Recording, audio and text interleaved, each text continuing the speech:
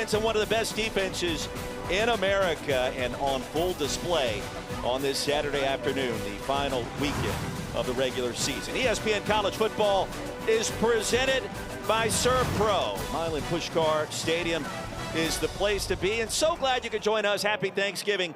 He's Sam Acho. I'm Roy Philpott. Taylor Davis joins us down on the sidelines in just 1 minute. Sam, great to see you. And these Texas Tech Red Raiders, they have been awfully impressive, ranked 5th in the country. And they want to get to that top 4. You talked about that idea of having a first-round bye. Well, Texas A&M going down yesterday makes it easier. This Texas Tech team has been outstanding all season on offense and on defense. Yeah, electric in every sense of the word with what the Red Raiders like to do. Let's take a look at our Mattress Firm impact players. Jacob Rodriguez, David Bailey get the job done as the anchors in that defense. And you name an award, Jacob Rodriguez is a finalist for it. The one he's hoping for is the Heisman, but the best defensive player when it comes to line of scrimmage, he does it all. He's the leader of this defense. He has that C on his chest because he's the captain. 7 forced fumbles, leads the nation. 2 fumble recoveries, 4 interceptions, 2 touchdowns. Oh, by the way, he scored at quarterback as well. Everything you want a player to do, he does. But also David Bailey, he's twitchy, an edge rusher, transfer from Stanford. 12.5 sacks. He's very hard to stop. Him and also the other edge, Romello Height. They have dominant players all over the field. Pair of transfers out of the ACC, now in the rough and rugged Big 12. Meanwhile, for West Virginia, the Mountaineers been playing better football as of late. They've won 2 of their last 3, a road win at top 25 Houston. Scotty Fox Jr., the freshman quarterback, a big reason why. He has a dual threat ability. Scotty Fox Jr. is a true freshman, and yes, he can do it with his legs, but the coaches are more excited about his ability to throw the football down the field. His receivers and running backs have helped him out a lot. Guys like Gerard Bowie, number 7, have been a huge help, but Scotty Fox is the future of this program. You know, in a Rich Rodriguez coach offense, quarterback run is going to be front and central. You see the numbers. It's been a different team and a different offense back into the schedule. They have won 2 of the last 3, but it could have been 3 of 3. Nearly beat Arizona State 2 weeks ago, so they're playing with a high level of confidence on offense, but the defense is doing their part as well. The Texas Tech Red Raiders, led by the great Baron Morton, year number 5, gaining health, gaining strength. And for more on that, we check in for the first time with Taylor Davis. Taylor.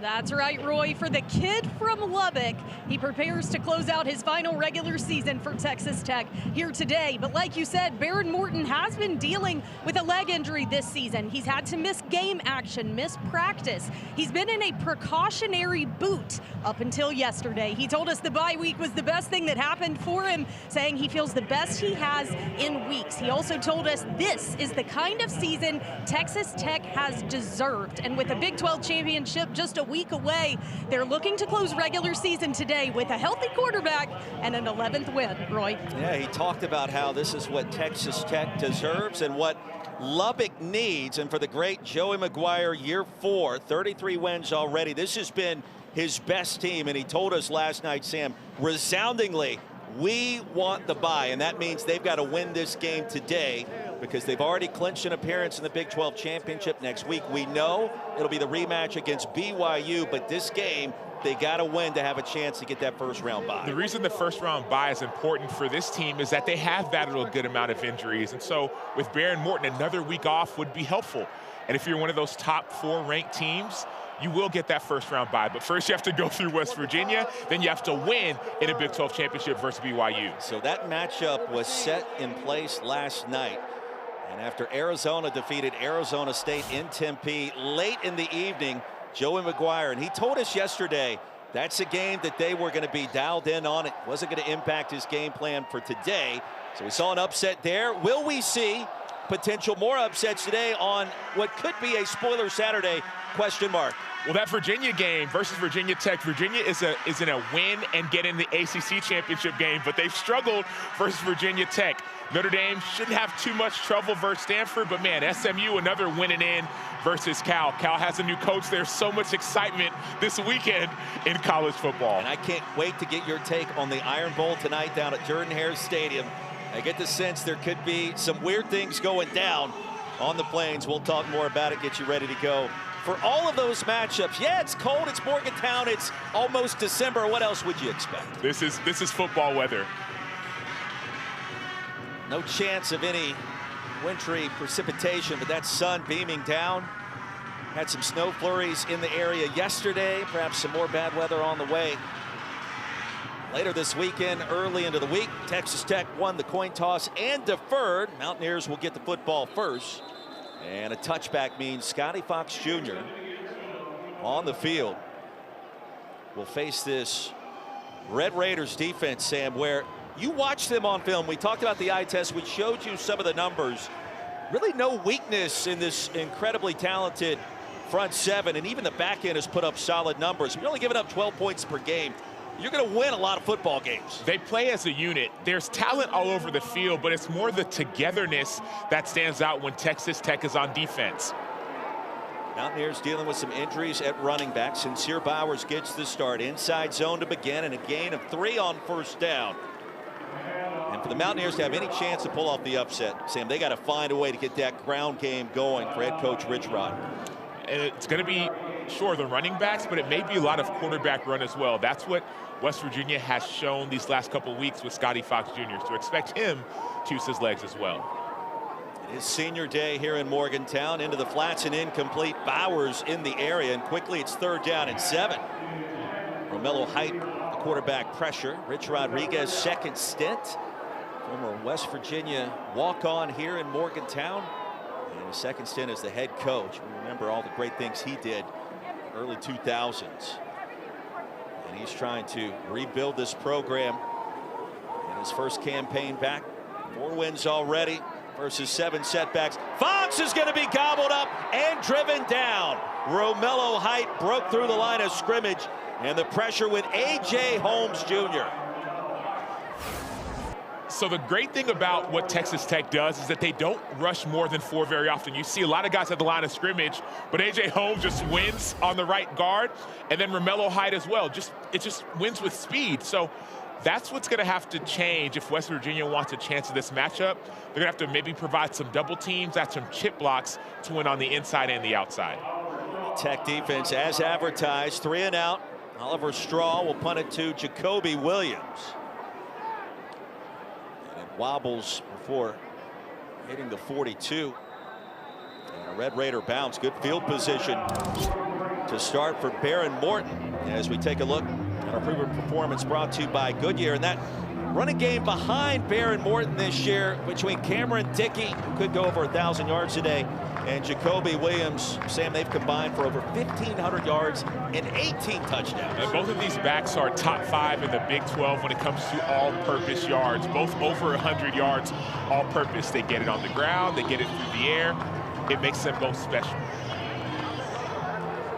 Dickey with 944 yards this season. Only a sophomore out of Austin, Texas. Morton wants to throw it on first down, and the sidearm toss is going to be grabbed by Terrence Carter Jr., the tight end. 34th reception of the season, a gain of 11. And he's a matchup problem for opposing defenses in the Big 12 this year. Handoff Dickey, his first touch. And a 1-yard pickup on first down already in WVU territory. We were talking with offensive coordinator for Texas Tech, Mac Leftwich, and he talked about the vertical passing game, but how the whole goal is to open up run lanes. So they want to throw it down the field so that they can run the ball.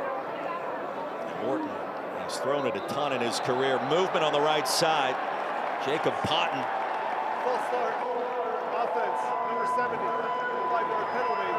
2nd down. That's the youngest member of the starting offensive line for the Red Raiders this year. Stephen Barron leads this veteran officiating crew out of the Big 12 today. And a 5-yard infraction.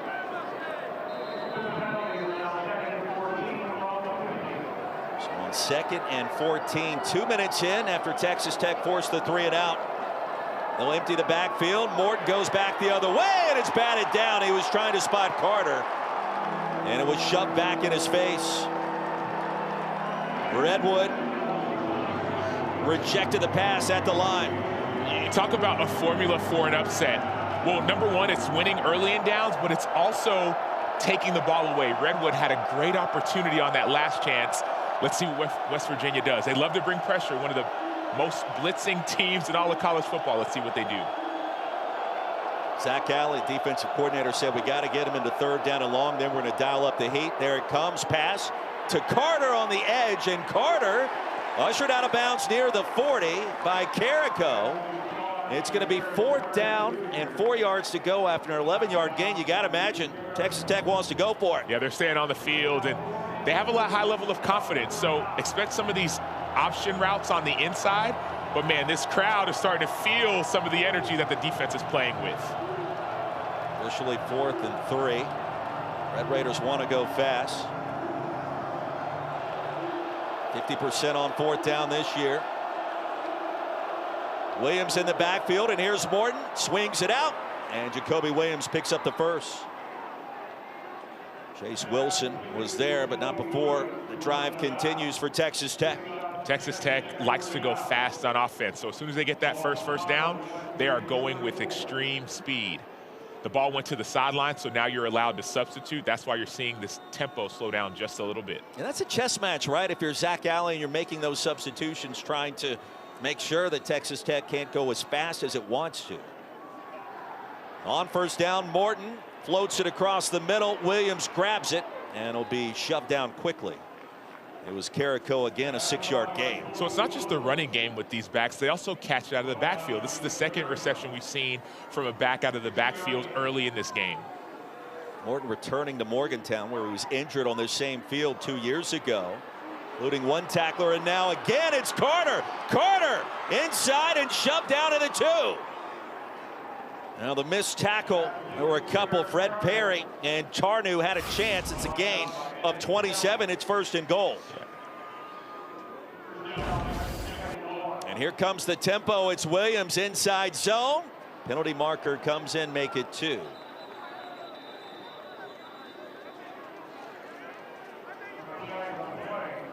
They don't give you a chance to even catch your breath. That huge play by Terrence Carter Jr., the tight end, and all of a sudden they're at the 1-yard line. They're at the line of scrimmage, and West Virginia's trying to get subbed out. They may not have got out in time. You talking about the broadcast booth or the defense? Both. Yes. Yes. Answer is yes. Here's the penalty. Illegal substitution. Defense, 12 players on the field. Half the distance to the goal. 1st down. And we talked about that chess match and how you can try to do everything you can in that substitution pattern to slow things down. Texas Tech, number 6. 1st and goal from inside the 1. And you've got Dickey, you've got Williams. Let's pick your poison. And an extra offensive lineman, tight end and Upshaw now on the field. Straight ahead and up the middle for the touchdown. And it was Rodriguez that snuck in there. Jacob Rodriguez, 2nd touchdown of the season on offense.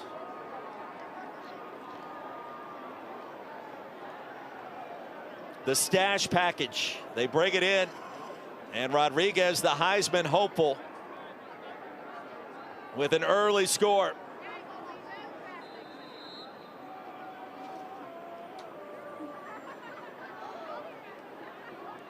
Rodriguez, hard to miss. We had a fun conversation with him last night getting ready for this game. I hope that he was going to get another opportunity to punch one in on offense.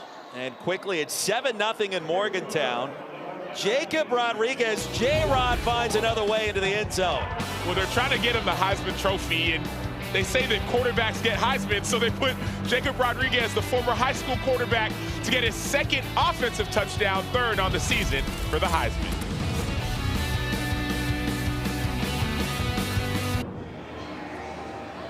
Well, the All-American linebacker, former quarterback Jacob Rodriguez just scored again on offense, and it began last time out before the bye week.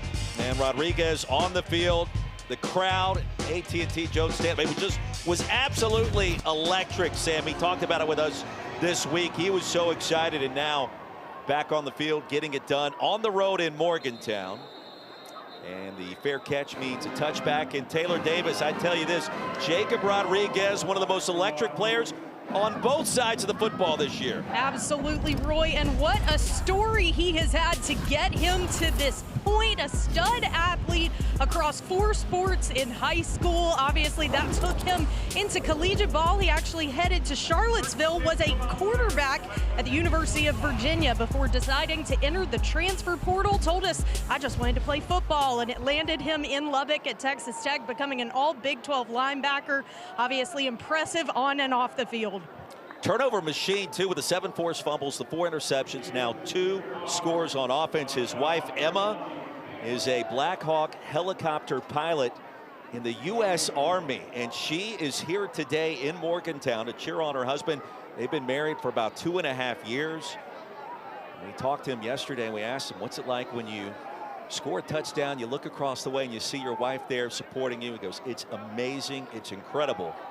And their journey continues, and well, she's got a great story to tell as well. Mountaineers have it, their second possession after the 3 and out. And Sam, already it's 3rd down and long. Yeah, Jacob Rodriguez is the heartbeat of this defense. He's a finalist for the Butkus Award, the Bednarik Award, the Lot Impact Trophy, the Nagurski Award, the Lombardi Award, you name it, outside of the Heisman, still not finalist outside yet. He's a finalist for. He takes the ball away. He's record-setting, over 100 tackles, but it's not just what he does. It's the impact on the entirety of the defense. I think that's what makes him unique. Everyone is following suit. 3rd down and long. Scotty Fox Jr., the dump off inside. And rumbling out of bounds is Jacob Barrett, short of the line to gain. Ahead to the 30, a pickup of 9 on 3rd down and long. Going back to Rodriguez, some of the numbers are insane. And you think about what he's done, some of these numbers you haven't seen in 2 decades. The forced fumbles, the interceptions, the scores, and then the ability to be a catalyst for everyone else. We saw them yesterday carrying around water jugs, saying, hey, man, we got to stay hydrated. We got to stay locked in and focused. Oliver Straw, another wobbler, takes a WVU hop. And Williams racing away from it. Whistle dead. Near the 18, so a punt of 53 yards, and the Red Raiders a couple of 3 and outs, an early touchdown with the advantage.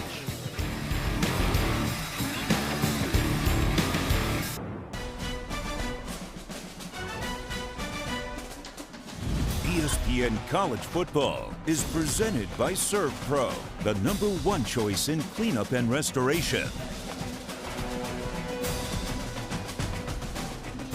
Senior day back here in Morgantown, and more than 35 players recognized and honored before kickoff today.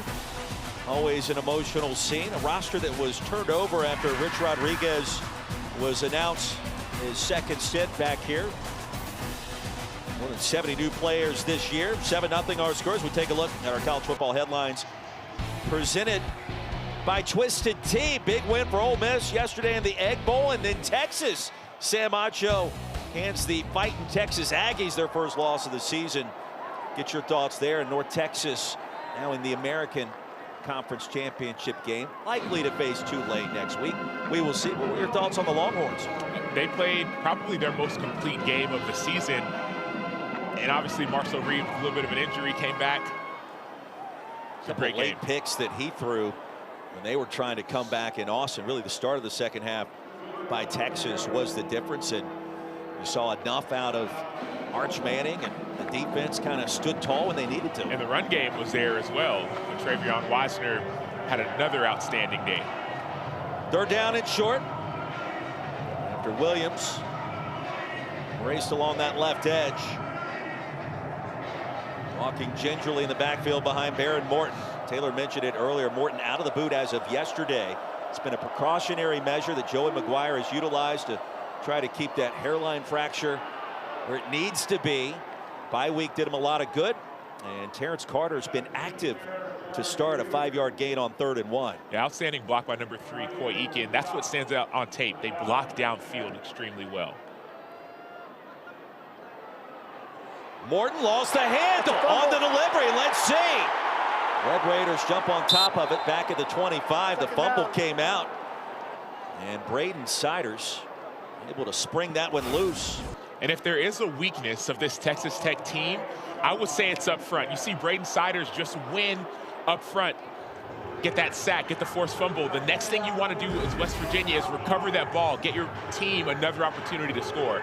But that's the one area of concern, the offensive line. Davion Carter jumped on top of the pigskin. Second down and long, more pressure, and incomplete.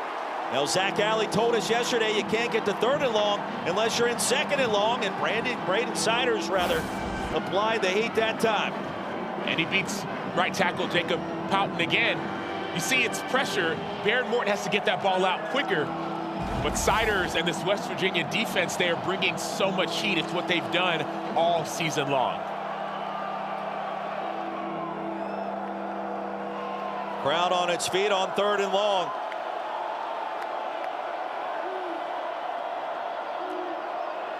And the handoff inside, racing into open space. The Red Raiders pick up the first down. Jacoby Williams finds a way, a conservative call. And all the way into WVU territory, that's a 25-yard gain. And as a defense, you have to know third and long, there could be a potential for draw. So usually what happens is defenses on the defensive line, you call what are called pass rush games. You try to muddy up the inside as opposed to running upfield. That's what West Virginia did. They ran upfield, left that gap wide open for Williams. Sam, it's a nasty 1-2 punch in the backfield with Dickey and his size at nearly 220 pounds and Williams more of the scat back. Morton wants to throw it and batted away at the last minute. Reggie Virgil targeted. Michael Coates Jr. warded that one away.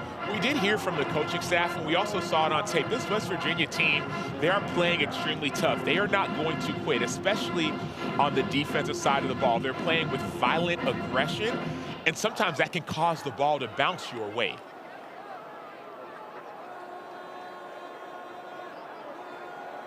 WVU's won 2 of its last 3. Cameron Dickey this time. We mentioned 56 yards away from 1,000 this year. 4-yard gain, it's third down. That's the downside where I will say about some of these teams that love to go fast tempo. All of a sudden you blink and it's 3rd and 6, it's 3rd and 8, it's 3rd and 7. So there can be a negative to the positive of a quick tempo. Fred Perry, the injured Mountaineer, down on the turf, senior. The transfer from Jacksonville State. So we step aside, 3rd down and 7 coming up when we return.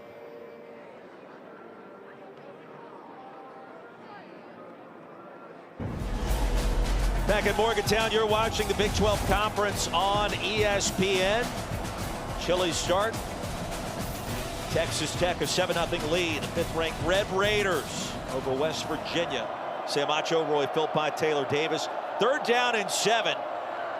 After Perry was helped off the field. They'll set up the tunnel screen. Terrence Carter again, still on his feet, churning the legs for the first down. West Virginia, it's got to be frustrating because they're in the position to make the play, but they're either missing tackles or giving up bad leverage. It's a defense that has made strides. I mentioned the 2 wins in the last 3 games. That lone loss coming in Tempe 2 weeks ago, a 2-point setback. On field goal made by the Sun Devils. Lost last night to Arizona. How about that little move? Along the far side, Caleb Douglas, known more for his length, but perhaps the most skilled receiver for Texas Tech. A gain of 11, another first down. We saw it again, number 0, the bandit, Jamori Robinson, had a chance to make a tackle short of the sticks, but he just missed in space. So it's not just Texas Tech and what they're doing, it's also some missed assignments and bad leverage and bad tackling by West Virginia. And Sam, that bandit position not as deep because Curtis Jones Jr. has switched over to offense to play running back because of the carousel that's happened at that position with all of the injuries, as Cameron Dickey picks up 1. Vesterinen made the tackle. Eddie Vesterinen, one of the leaders of this defense, plays nose on the inside, been here for a while, and if anybody can get it turned around, it's him. 12th play of the drive for the Red Raiders. A good start for head coach Joey McGuire. Morton was injured here 2 years ago. We asked him about that last night. He said, I'm out for redemption today. And Morton sidearms it, and Dickey out of bounds. It feels like Morton has kind of found that proverbial zone to start. Short pickup, it's 3rd down. Baron Morton has battled some injuries throughout his career. Even this season, he's working through an injury, so he's had to change his game just a little bit. Doesn't run it as often, not really a runner, but he's getting the ball out quicker. 3 straight third down conversions for Texas Tech. Dickey and Williams. Dickey through a hole. Cameron Dickey. It'll be first down and goal right at the 5-yard line for the Red Raiders. In situations like those where you're in the right spot, but you're just outside of your gap just a little bit. Instead of going through a block on the defensive side of the ball, you're trying to go around a block, and that's what makes it easier for Cameron Dickey, one of the best backs in the Big 12, to just run right through the lane. And Sam, you wonder, Joey McGuire, offensive coordinator Mac Leftwich, want to bring the stash package back on the field with Jacob Rodriguez. He's already scored 1 touchdown today. For now, it's Baron Morton after a gain of 18. Inside give, and Dickey's going to be chopped down. Braden Siders and Tarnew combined to make the stop. Love that play by Tarnew and Siders because it's essentially a zone read, but you have a feeling the quarterback won't keep it, so you lean more towards the run. So great job knowing that Baron Morton likely was not going to keep that in the zone read. Corey Aiken back on the field, lines up in the slot. Rodriguez told us he'll sniff around the offensive huddle. They get down in the red zone to have a chance to get in there. Morton wants to throw it. It's incomplete. Now man-to-man coverage out there. Caleb Davis was blanketed by Jason Chambers. It'll be 3rd and goal. Chambers is man-to-man. He knows that a fade ball is going to come, either a fade or inside. Watch him play right on the inside, and he's patient, keeps his eyes on the receiver, and he keeps that inside slant from being open and plays that ball perfectly. Mountaineers need a stop here to force a field goal attempt. Dickey motions out, empty backfield. Morton wants to throw it. Off the pump fake, heaves it wide open for the touchdown. Cameron Dickey found the hole at the back of the end zone, and the receiving grab makes it 13-0.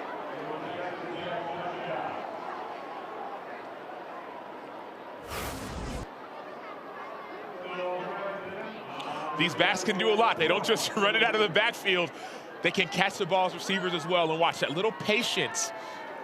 Jamori Robinson, number 0, gets out of his gap again. Instead of backing up, he starts to go forward, and Dickey's right behind him. It's a 16-play touchdown drive. Dickey actually led the Big 12 in rushing before the bye week. Love to get back in that position in a game like today. And the lead now at 14-0. Let's get you to the studio for the first time. Say good afternoon to Matt Berry.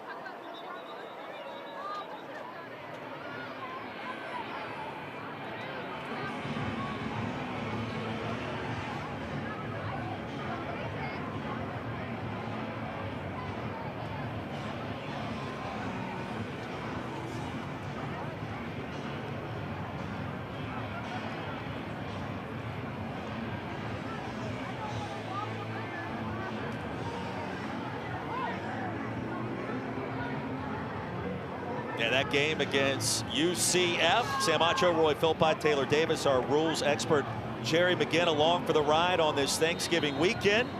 And a fast start for the visitors from Lubbock. 14-0. Just over 3 minutes remaining here in our first quarter. Mountaineers set to get it back. They have yet to record a first down today. Just their 7th snap coming up from scrimmage. 8 first downs versus just 6 offensive plays. That tells you all you need to know. At Texas Tech, we talk about them as a team, but their defense, in my opinion, is the conduit for this team. 2 3-and-outs so far. They can beat you on the inside with guys like Lee Hunter, beat you on the outside, guys like David Bailey. At linebacker, they have winners all around. Against the 8-man box, Fox Jr. wants to throw it, and the pass is incomplete. Gallagher, the 3rd, on the out pattern, unable to corral it. And also Curtis Jones Jr. now on the field, the converted defensive bandit at running back for the first time. Curtis Jones has the size, 6'4", 220. And Rich Rod was like, man, we all our backs, nobody was above 200 pounds. So the former high school running back. Sincere Bowers Now the running back off the swing pass. Here comes a penalty marker. Good yardage on 2nd and 10.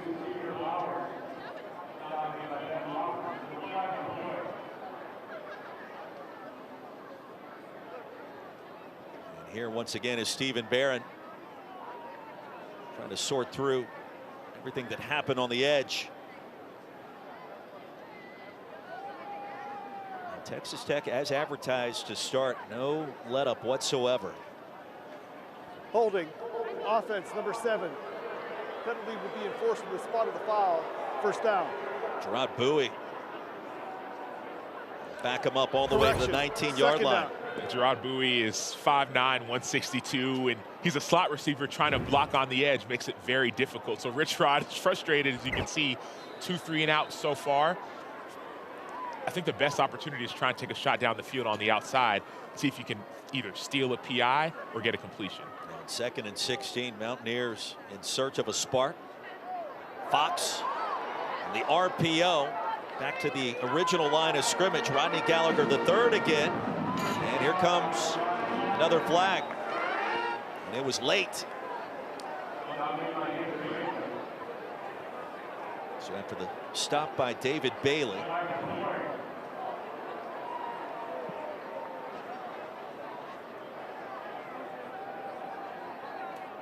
Sam, I think you and I both wondered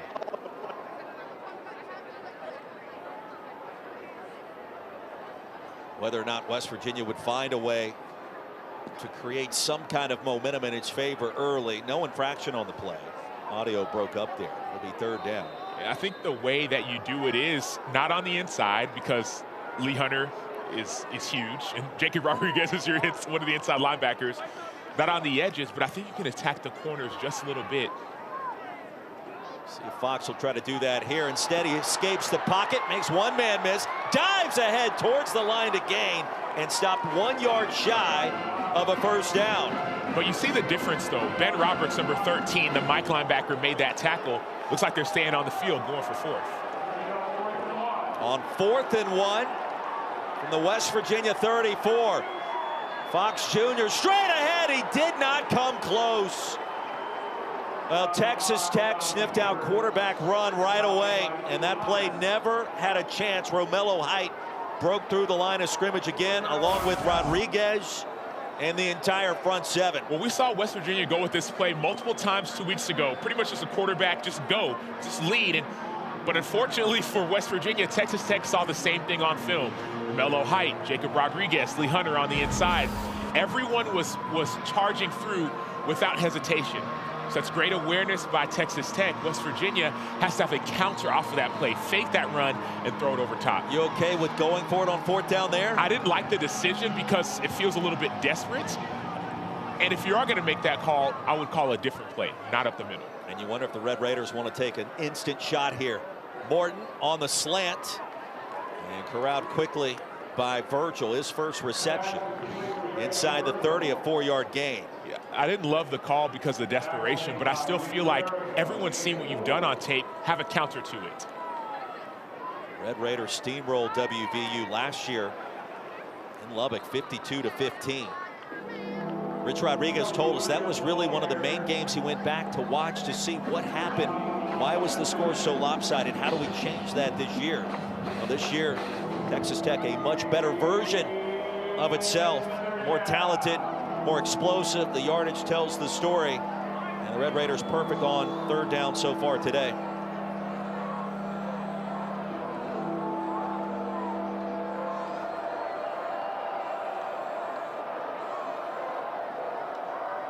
There's Morton off the back foot. Carter, first down. Well, Carter's just got that big catch radius, and anything thrown in the area code, he's going to bring it in. Yeah, but you still see that pressure on the inside by Edward Vesterinen, and there's pressure in Baron Morton's face, and he still completes that ball. That's one thing you got to be aware of. So look, Baron Morton right in the middle, there's going to be pressure right up in his face, gets completed.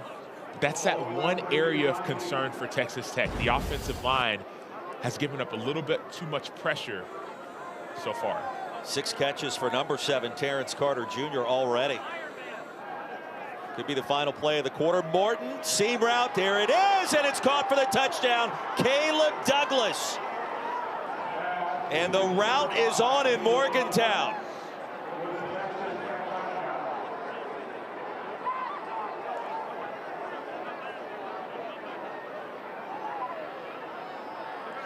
You said the route is on, but I like the route that was ran by Caleb Douglas. He's number 5, 6'4", 205. Essentially, he widens out a seam route, and he knows there's no safety on the inside, and so he makes it easy pickings. Caleb Douglas, the transfer from Florida, originally from the Lone Star State. I mean, Texas Tech flexing and showing you right now why it's considered to be the best team in the Big 12.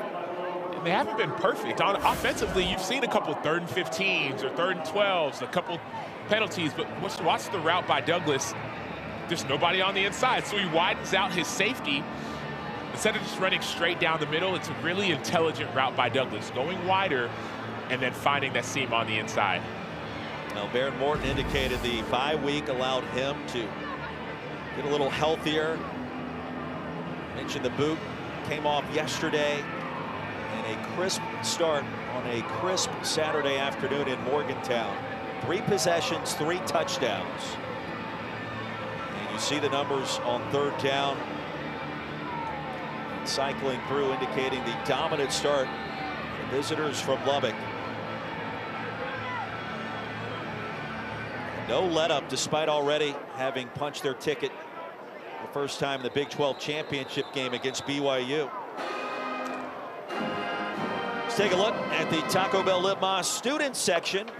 Only one student section can claim the title of Libma Student Section of the Year. We'll take home the trophy this year. You know that's got to be cold.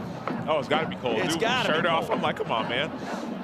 I was down there earlier, and the sun was out, which helped. Sun's not shining into our broadcast position today, is it? Which doesn't help. It's like an ice box up here. It's what you would expect. It's what makes college football fun this month. Final weekend of the regular season. Mountaineers need a first down at the end of the first quarter. Cofield able to send Bowers down to the turf. That's the end of the final first play of quarter. our first 15 minutes. 5th-ranked Texas Tech in control. Mountaineers have it to start our second quarter after this.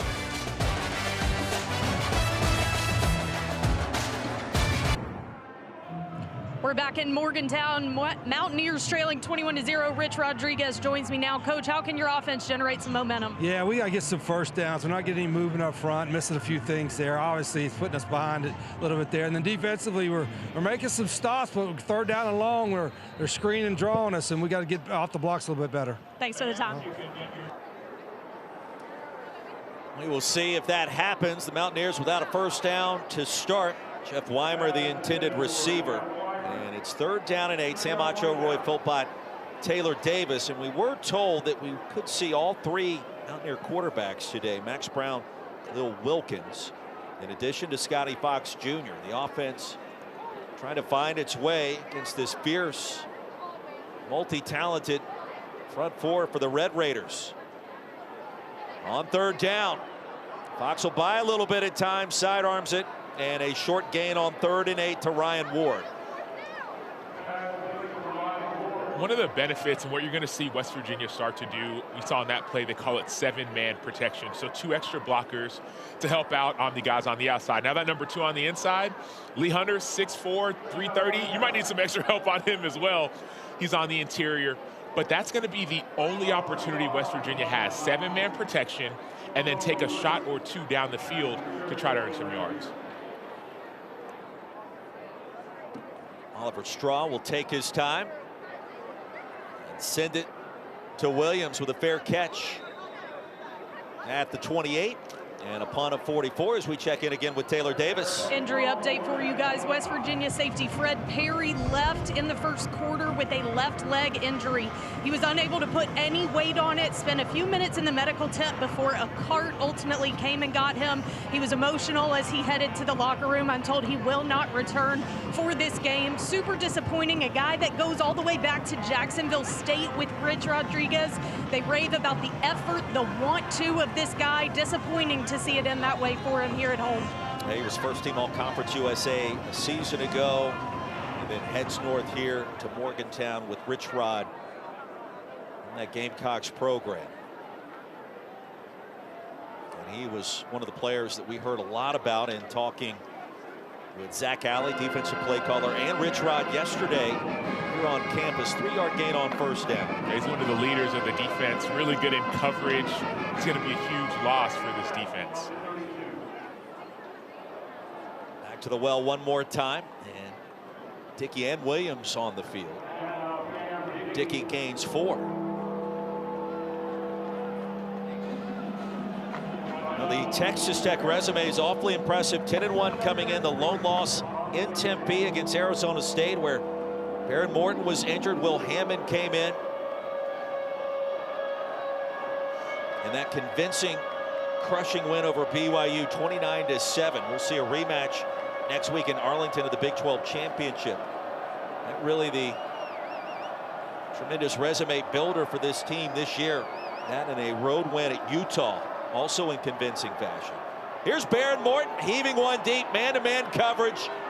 Flag on the field, and the ball pops out. Quay Aiken's hands at the last minute. It's Nick Taylor in coverage, and PI coming on the defense.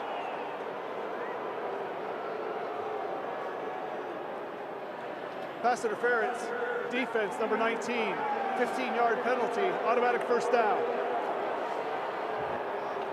So Quay Aiken is one-on-one with Nick Taylor, the free safety, and there. Nick Taylor is what you would call in phase, but he's got to get his head turned back around. They're both kind of hand fighting, but Taylor keeps his hands on the inside of Aiken too much, and that tug, that material restriction, is what causes the penalty. They call him Cowboy Coy. He almost corralled that twice, including once on the turf. Plays that slot receiver position. That pass was tipped at the line of scrimmage. John Lewis sent it down. A lopsided start in favor of Texas Tech, number 5 in the country. It's eyes on the college football playoff and the Big 12 championship game next weekend. And Sam, they win this game today, they are a lock for the college football playoff. Joey McGuire telling us he wants that first round bye. He thinks that would be beneficial for this team and for Baron Morton and everybody else on the roster. In traffic, the inside give back to the line of scrimmage. Chopped down Boyce. We talked about it, just his players getting healthier, but we said it'd be beneficial because it's one less game, one less opportunity to lose. And so that's why being in that 1, 2, 3, or 4 is a benefit. Baron Morton just throws it down to the turf. There was pressure right up the guts. Eddie Kelly Jr. met Baron Morton right as the snap got there, and now a little extracurricular. So West Virginia loves to blitz. They blitz over 50% of the time, especially when they know it's obvious pass. They're going to bring blitz. You see safeties coming, linebackers coming, so it's hard to protect for the offensive line when they're bringing more than you can block. And Sam, I'm telling you, I don't think Rich Rodriguez minds a little trash talking right there. His team is trying to find some sort of spark to ignite, have a chance to put some points on the board, trailing by 3 touchdowns already. And Kelly Jr., the transfer from Mizzou, blew up that sequence on 3rd down and long.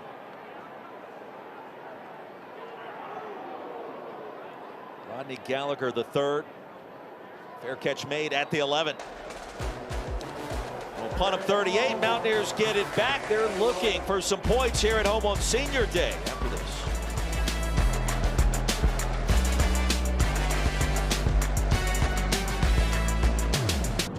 To go. Fast-moving first half at Morgantown, 21-0. 5th-ranked Texas Tech with the advantage. Time now for the Aflac trivia question. Who was Texas Tech's only consensus All-America linebacker? Sam Acho, you played on defense at a very high level, a very familiar conference. Any sense on who that could be as West Virginia and Scotty Fox Jr. get it back, still in search of their first down? Well, initially I had 0 sense, and then I looked over at Bill, our spotter, and he was like, hey, I think I know who it is. And now I think I know who it is. Now you know? Now I know. Through Bill Garrity or Through just? Bill Garrity. Yeah. And now I feel like I should have known earlier. Pretty prominent name, I would argue. Bowie with the reception. It's a 5-yard gain, a big third down here. West Virginia can get some points. Try to make a game of this. So far, it's been all Red Raiders. 3 and outs for West Virginia, and then 1 5 and out, essentially, a turnover on downs. They've got nothing going on the inside nor on the outside, but I think you need to, once again, take a shot down the field. It's the top run defense in the country, and the slant pattern incomplete. Cam Vaughn, he was finally targeted near the 20. Rich Rodriguez faced with another 4th down deep in his own territory, and the punt team trots on the field. It's a 4 3 and out so far, and I mean, for a defense, if you're Texas Tech, you're kind of like, all right, cool, just easy pickings. For an offense for West Virginia, they have to, I still think you have to just attack the edges. So whether it's Cam Vaughn, the receiver on the outside, maybe Gerard Bowie, try something on the outside. Low line drive punt away from Jacoby Williams, and it bounces out of bounds.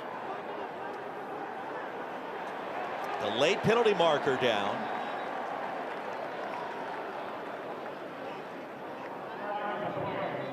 Well, the ball caromed out of bounds, and about 5 seconds later, a penalty marker flew out.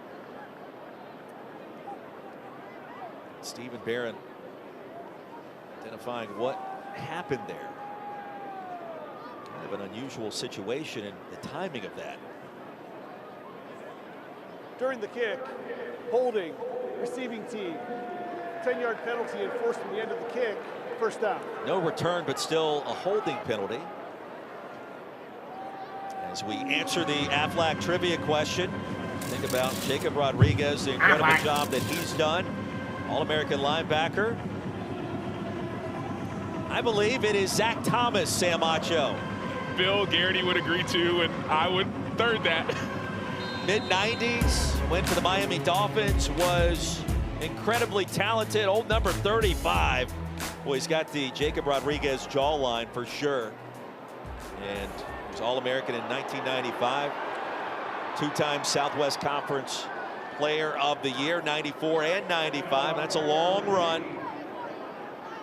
Cameron Dickey doing Cameron Dickey things into WVU territory. And I love the blocking down the field as well. The reason plays like these work is because receivers block down the field. That's why you see some of these runs, instead of being 5 yards, they turn into 15 and 25. Great job by Virgil blocking. And that run by Cameron Dickey now moves him over 1,000 yards this year. Only a sophomore. He'll add to the tally. So he races for 30, a couple of more. And what a season it has been. One of the top running backs in the country. And Sam, you feel like he's only just now starting to cook. I think he's got a lot of great football in front of him in Lubbock. All afternoon to survey for Baron Morton. And finally unloads it out of bounds. Caleb Douglas got a couple of fingers on it. And we heard from the coaching staff, and they said, man, Taj Brooks was put such a huge impact on both of the running backs. So Dickey, you're seeing some of the effect of a veteran who taught them the game. Baron Morton's thrown for over 8,300 yards in his career, all 5 years in Lubbock. Joey McGuire, even Jacob Rodriguez told us yesterday, you asked the question, Jacob, what would you say about Baron Morton? And he said, he's the toughest guy I know. Fighting through injuries, the shoulder injury here 2 years ago, the hairline fracture this go around. Terrence Carter, another catch. It'll be 4th down and short. And Morton has his eyes on the bigger picture too, given what's in front of Texas Tech after today. You saw him, John, to one of the West Virginia defensive linemen earlier. He's not afraid. Big time 4th down. Mountaineers need a stop, approaching 10 to play in the half. We'll stack up the box.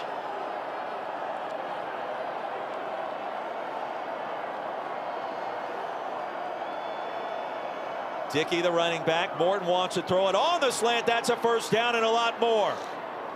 Legs churning for Cowboy Coy Aiken.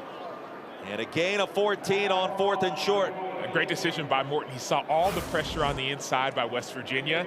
He had that hard count. They didn't audible, they didn't change, so he knew there was something going to be open on the outside. Called that quick slant to Aiken.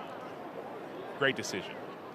Joe McGuire said something interesting to us last night. You see Morton's numbers so far. He said, we've got another gear to get to.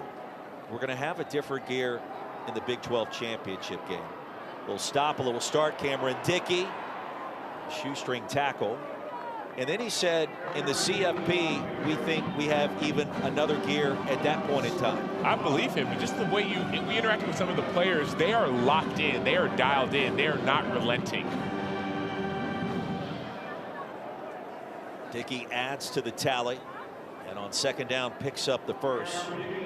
People talk, Roy, about peaking at the right time, and a late bye week, you might say, how's that going to help you peak? But we talked with Jacob Rodriguez, we talked with Baron Morton, and they said that they haven't let up in the least amount. They're keeping each other accountable. They're not going easy in practice. They're not letting little things slide. Those are signs of a really good football team. Couple of walkthroughs during the open date, and Williams is going to be slammed down hard at the 15. Chase Wilson, one of the leaders on this senior-laden defense. Colorado State transfer. You love the action on this play. You see it's almost like a give back to Williams on that play, and so when an action like that happens, it makes the linebacker have to either settle down a little bit or overrun the play.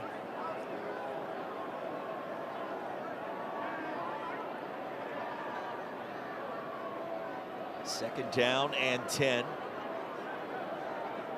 Final weekend of the regular season. Where did the time go?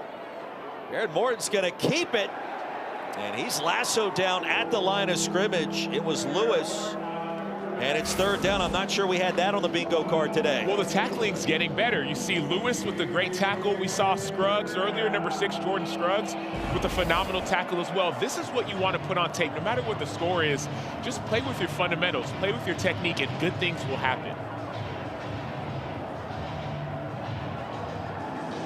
Third down and 10. Terrence Carter Jr.'s had the hot hand. He went in motion. Morton the other way on the swing. Cameron Dickey, full head of steam. Dickey inside the 5. It'll be first down and goal. It's fearless. I mean, that's what stands out to me. Cameron Dickey is fearless. There's no one in the middle of the field. Instead of trying to run laterally, he runs vertical, tries to get the first down. He dives, and he does attain the first down.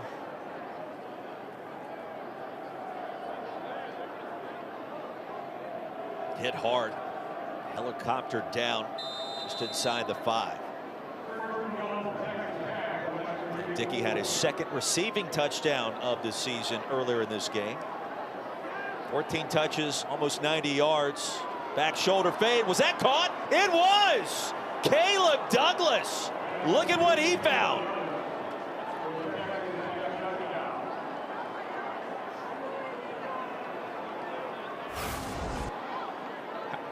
How did he catch that? Like, the amount of focus and technique. Jason Chambers, the corner, I mean, I thought that was intercepted. When you're hot, you're hot. And the Red Raiders are scorching. Stone, Harrington. Baron Morton now with 3 touchdown strikes, 2 to Caleb Douglas. Caleb Douglas, the 6'4" senior, sees the ball, bobbles the ball, catches the ball, and takes it all for the touchdown.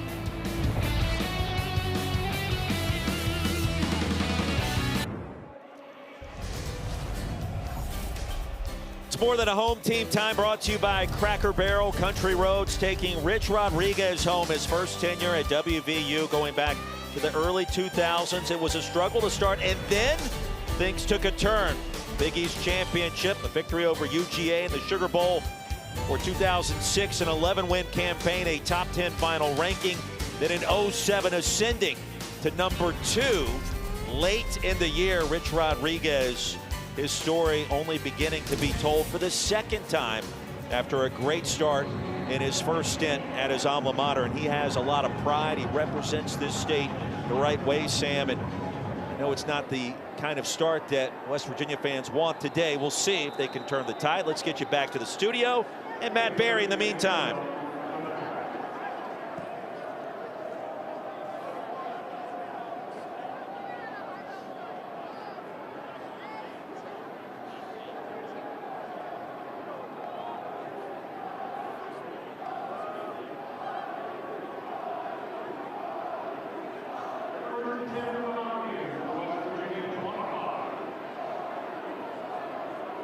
Certainly an interesting start in the big house back here in Morgantown.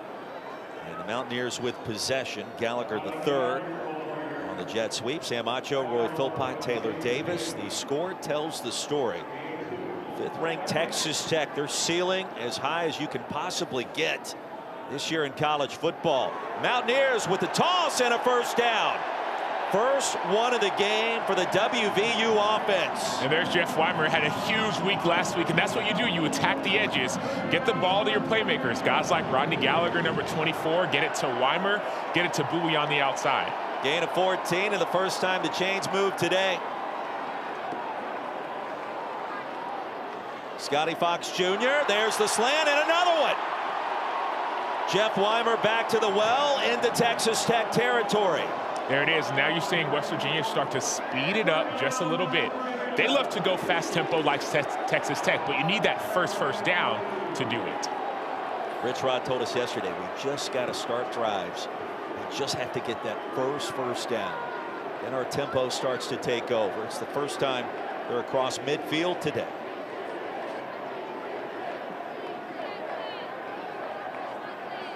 Fox Jr. on the hitch. Weimer again to the 35. And I love it. It's almost as if, Roy, they were playing a little bit timid or a little bit afraid, trying to see what was going to happen early. But now they're just playing free. So just, people say grip it and rip it. That's what we're seeing Scotty Fox do. And now guys like Weimer and Gallagher starting to step up for him. So after a 7-yard gain, Bowers the running back. Fox back to the air. And the pass is going to be intercepted right off the top of the turf. Bryce Pollock. The ruling on the field is an interception. First down, Texas Tech. Transfer from Mississippi State.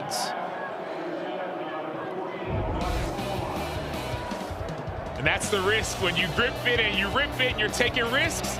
There oftentimes may be a reward or there may not be. Looks like an INT by Bryce Pollock.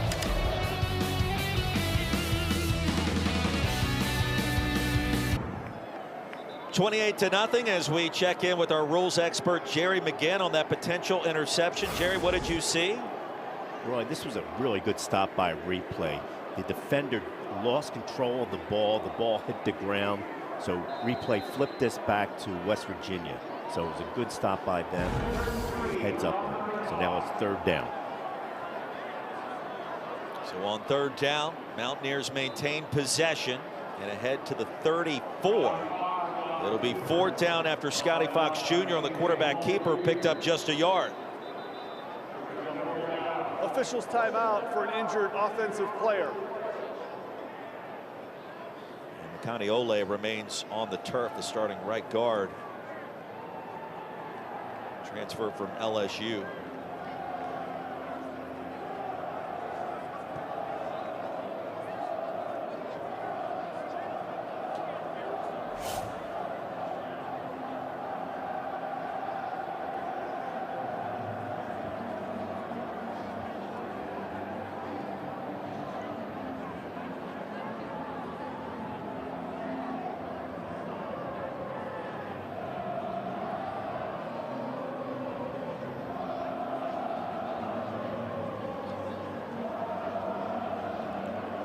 Looks like they're thinking about going for the fourth down. If I were them, I would. And one idea is just to, you've had a lot of quarterback run.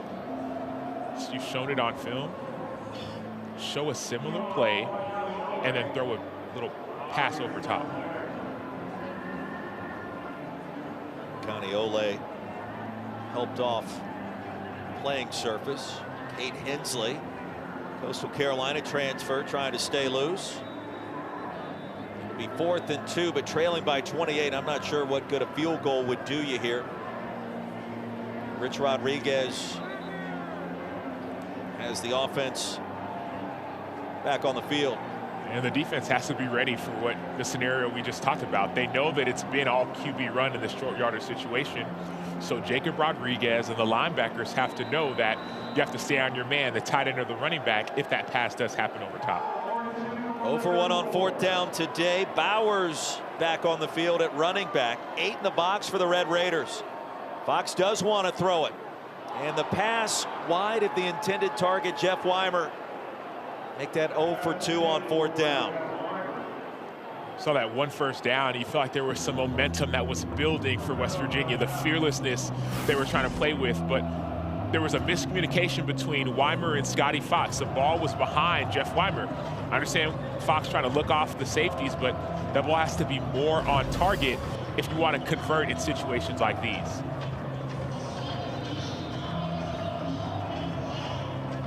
First down and 10. Baron Morton has thrown for $150 and 3 scores already.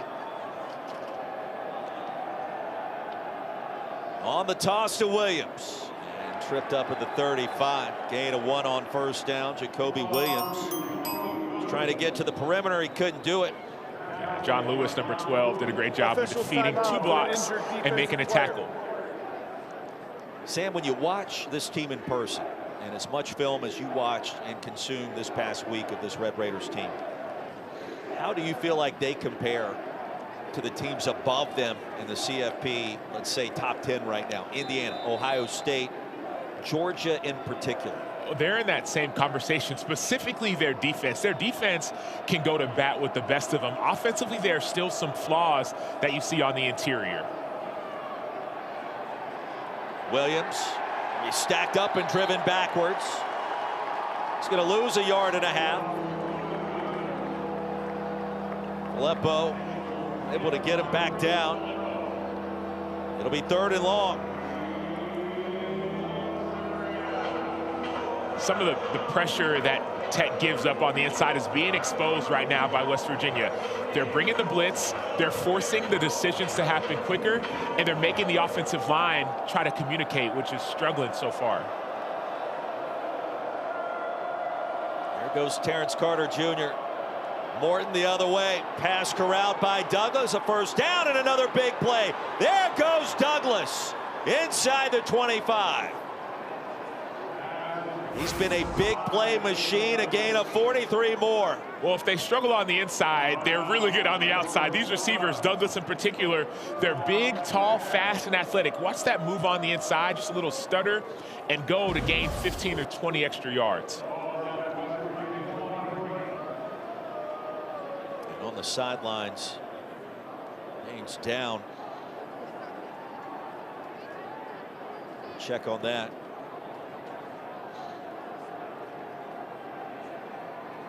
Little misdirection. Carter on the pop pass. Stopped by Ben Cutter. So that play was essentially a replica of the play before. There was that toss play outside the series before, and then they fake the toss and go back inside. But Ben Cutter just shoots the gap and makes the play. And you see Caleb Douglas requiring some extra assistance over there. It's been a tremendous first half for him. 4 catches, 77 yards, and 2 touchdowns. Including one of the excuse me variety the last time.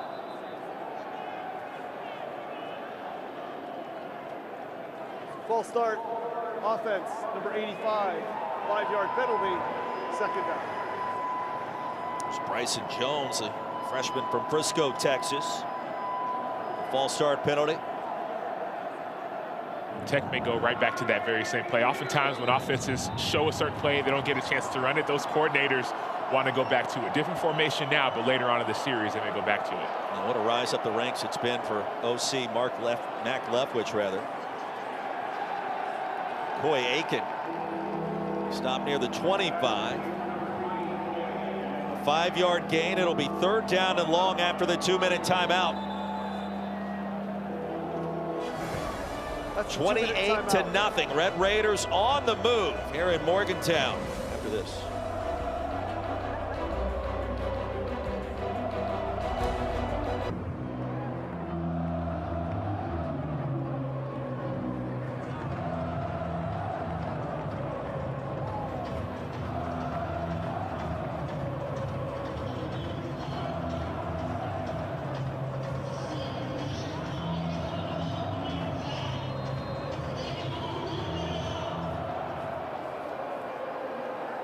Matt Barry, we cannot wait. ESPN College Football presented by Serve Pro. After the 2-minute timeout, Baron Morton, deep ball.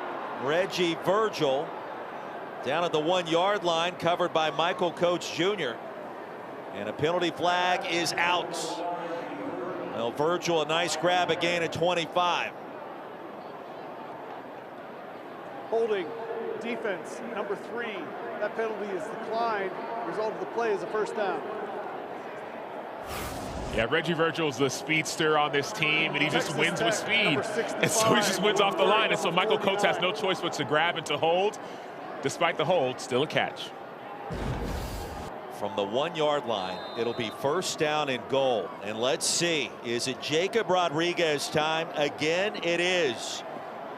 Rodriguez back in at quarterback. Already has scored a touchdown today. Can he make it 2? J-Rod, the jump pass. Oh, it's picked. It's picked in the back of the end zone by Ben Cutter. The result of the play is an interception. West Virginia ball. First down. Alignment, assignment, and technique. Ben Cutter stays on his man. He stays on tight end Terrence Carter. Doesn't get distracted, doesn't get fooled, doesn't believe the lies that are trying to be shown. Outstanding job by Ben Cutter. He just sees that little Tim Tebow pop pass and undercuts it. Second interception of the season for number 15. Rodriguez disappointed. Well, they've been saving that play, Sam. He already scored one on the ground, was looking for a throwing touchdown, if you will, and the former quarterback at Virginia comes up empty, but now back on the field at linebacker, his All-American position. Mountaineers force the turnover. Scotty Fox Jr. slides down. He's going to lose a couple. So Romello Height tracked him down from behind. 28-0. Second and 13. One of the benefits of playing linebacker and going in as quarterback is you can erase it a lot quicker. You don't have to wait for the next series. You just go out the very next play. Red Raiders call a timeout. They'll try to get the football back. And let's check in again with Taylor Davis. Well, we talked earlier about the stops that Jacob Rodriguez had on his way to Lubbock, and there actually wasn't a spot for him when he came to Texas Tech. He had to begin as a walk-on, which is crazy to think when we see the success that he has had since then, but there weren't any scholarships available, so he had to sleep on the floor of his brother's apartment, who was in school at Texas Tech at the time. He had to take out loans to pay for books and football equipment and kind of fight his way through the semester until a spot opened up for him. Obviously, the coaching staff, the players rave about the impact that he's had, and I think the beginning of that story even plays into the kind of work ethic you always get from Jacob Rodriguez. Yeah, the stash package in on offense. Watches so much film. The cut-ups. Offering his suggestions. Fox Jr. out of the timeout. Jeff Weimer. It's been his favorite target lately, and that's a first down, a gain of 23. And this is the answer. This is what it looks like to be aggressive, attack downfield. You see Weimer on the outside has made big plays the last couple weeks. He attacks the football and gets a first down. Mountaineers with all 3 timeouts remaining. Fox, comebacker. And a nominal gain for Cam Vaughn. Second down and 7.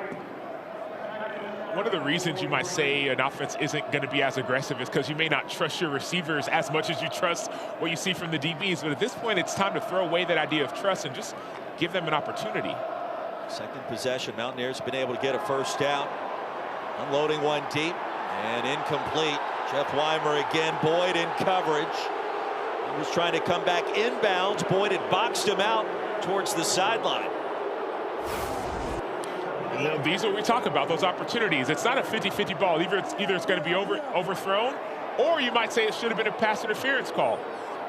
See a little bit of pull in and grab in. I think it's the right no call, but at least you give an opportunity for your offense to make a splash play or to get a penalty.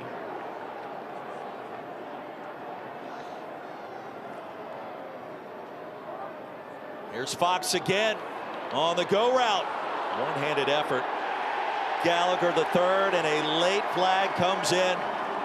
Now, Brendan Jordan was in coverage near the 30-yard line.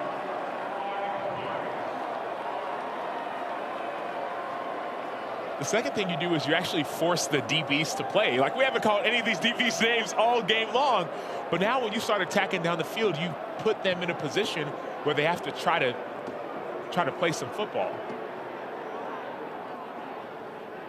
Well, this crowd is trying to. Pass interference, defense, number 7, 15-yard penalty, automatic first down. Samuel trying to will this team back into this game with some points here at the end of the half. Yeah, I'm not sure about this pass interference call. They called it on Brandon Jordan. I heard some of the crowd say it's a makeup call. The other one I could have seen. This one, I don't like that call. From the 42 after the 15-yard penalty, not a spot foul. Double and a pass. Backwards pass. Cam Vaughn sends one long, and it's hauled in by Grayson Barnes. West Virginia on the move, 43 seconds to go in the half, all 3 timeouts remaining. Grayson Barnes is a transfer from NIU. He led the team in touchdowns, the leader there last year. You see the double pass, you force the aggression, all of a sudden you make everyone on defense have to settle down and figure out what they're trying to do. Great job offensively putting pressure on Texas Tech. It's a gain of 29, Mountaineers in the red zone, miscommunication, and an interception by Polak. And this time, this one didn't happen between the legs. He caught it cleanly for the turnover. Yeah, Bryce Polak is a transfer from Mississippi State. He's one of the coveted transfers. He's outstanding in man coverage, but here, he just makes the right play. Miscommunication on the offensive side of the ball, and Bryce Polak does what he does best, takes the ball away. There's a saying in football, people say, no risk it, no biscuit. Yes, there's an idea of risk that helps you offensively, but the downside is, with a defense like this, it could cost you. I still like the decision by West Virginia to cost a turnover there. It's a defense that turns opposing offenses over all season long. That is the 5th interception of the year for Bryce Polak. On first down, Baron Morton to Terrence Carter. Don't forget our Week 13 Monday Night Football matchup. Drake May and the AFC leading Patriots host the Giants, 8 Eastern, 5 Pacific on ESPN, ESPN Deportes, the ESPN app with Peyton and Eli on ESPN2. Jackson Dart starting to gain health and clearing concussion protocol and hopefully back in the fold. The Big Blue, that's a 7-yard gain and a first down for the Red Raiders. And time winding down here at the end of the first half. Drake May's playing at an MVP level as well. Did that come out of nowhere? It seemingly did, right? Timer, please reset the game clock to 30 seconds. 3-0. And 7 seconds back on the timer. And the Patriots with new coach, new regime, new quarterback have looked vastly different in 2025. Baron Morton looks one way, slides back the other, and is going to lose yards. John Lewis in the area. There's a couple guys on this West Virginia defense that are doing it right. 30 seconds. Timer, please reset the game clock to 22 seconds. Timeout after a stop by Lewis.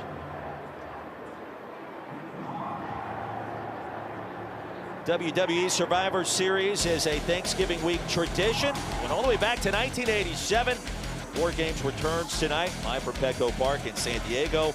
With an absolutely stacked card, highlighted by the main event, a 5-on-5 locked 2-ring steel cage match. Cody Rhodes and Brock Lesnar leading their teams. Coverage begins at 7 Eastern, 4 Pacific, streaming on the ESPN app with the unlimited plan. Of course, a tie to WWE, of course, with Pat McAfee, the former punter and kicker for the Mountaineers, going back 2007 in that era. I know he's got his show on ESPN, but I like him as an announcer, too, for WWE. Gets into it, doesn't he? Gets into everything. Carter, the one-handed grab. He reached up, snagged it, and that's a first down. So the aggression by Texas Tech, I know they're going fast, but this will pay dividends down the line. 10 catches in the first half. Morton out of the pistol will spike the football. 15 seconds left. This plays dividends down the line because situations like these you don't get a chance to practice in real game often. In practice, you'll do end of half or end of game, 1 timeout left, 2 timeouts left.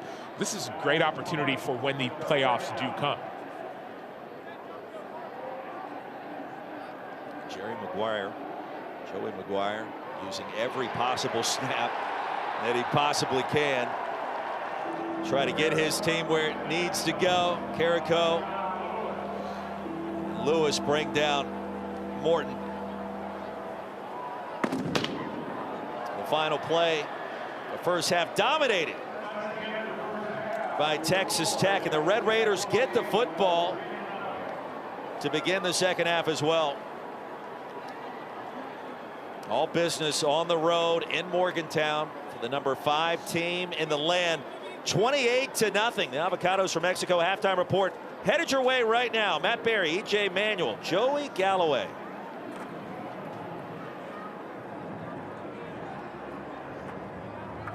Over West Virginia as we take a look at our first half stats, brought to you by Tom's, the three-headed monster, the quarterback, the tight end with 10 receptions in our first 2 quarters and 2 scores for Caleb Douglas. Yeah, this offense has been lights out. Terrence Carter Jr., 10 catches, almost 100 yards, and he's doing it in a myriad of ways. He's turning it upfield. He's catching it in the red zone. He's from Killeen, Texas, so he's used to the heat, even though this got this cold weather. And it's not just him with the one-handed grab. It's also Caleb Douglas, who we saw in the red zone as well.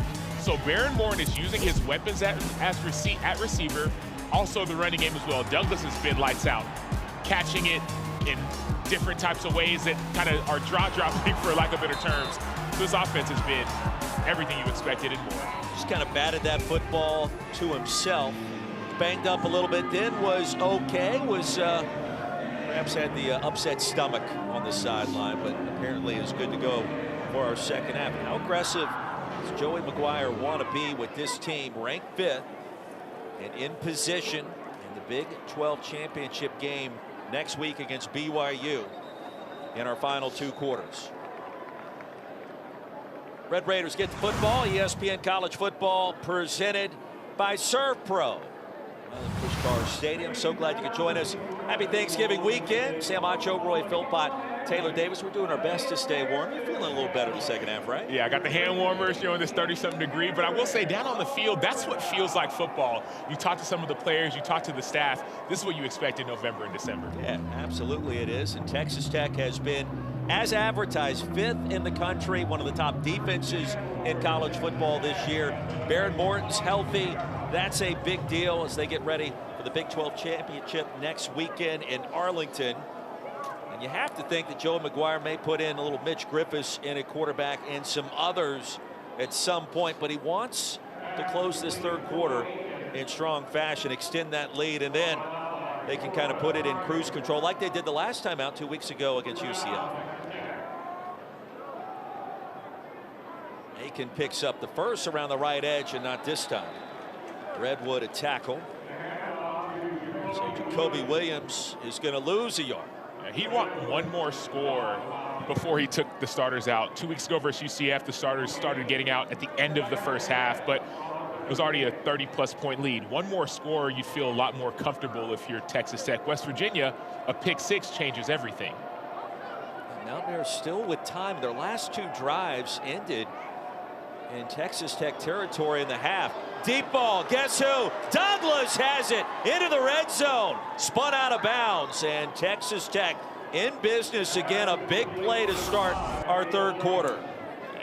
The struggle with trying to stop Texas Tech is that they will run the ball, and so your eyes are in the backfield, and all of a sudden just a busted coverage on the back end, and Caleb Douglas with ease just gets a 50-plus yard gain. Look, Morton with the throwing motion and what we've seen today. That shoulder injured here 2 years ago, healthy, been dealing with that lower body issue at times this year. He picks up 50 there on the dime that was dropped in beautifully. Longest play from scrimmage today. Jacoby Williams squirts through inside the 10. he's had to change his game, Baron Morton has, because of some of the injuries. Had a shoulder injury that he's played through pretty much the last 2 years, and then now the lower body injury. He's been practicing in a boot or not practicing at all outside of this last bye week. So he's had to adjust what he does as a football player. You see the toughness still come out, but there's not as much hits that he's taking, put it that way. Now Morton took a good portion of his teammates down to his newly purchased land. They went hunting during the bye week, including his backup quarterback Mitch Griffiths, and that's a touchdown for Williams. And the scoring party continues for Texas Tech. 9-yard scamper, and Jacoby Williams into the end zone. It is 34-0 Red Raiders. There's a reason he averages over 100 all-purpose yards for his team, top 5 in the Big 12. The reason why is because his quickness, his juice, his ability to make people miss in space. So our second half begins the exact same fashion that we saw way back in our first quarter. Texas Tech right down the field. Well, it started with a 50-yard gain, and then you just give the ball to your shifty running back, Jacoby Williams. Make you miss, make you miss, make you miss, make y'all miss, and find the end zone for the score, 35-6.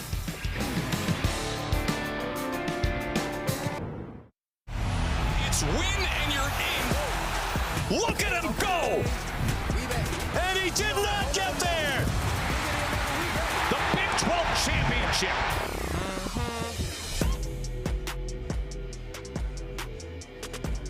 Big 12 championship headed your way, noon Eastern next weekend. And the matchup is now set. BYU, Texas Tech, the rematch. What a scene that will be in Arlington. Taylor Davis spoke with both head coaches at halftime. Taylor? I did, Roy. Rich Rodriguez told me he felt like his offense was executing better toward the end of the half, but mistakes led to turnovers, and that's exactly what he pointed out to his group at the half. You can't beat a really good team without playing really hard and executing well. You have to have both elements of it. Now, for Joey McGuire, he pointed to the 3rd and 4th down conversion success.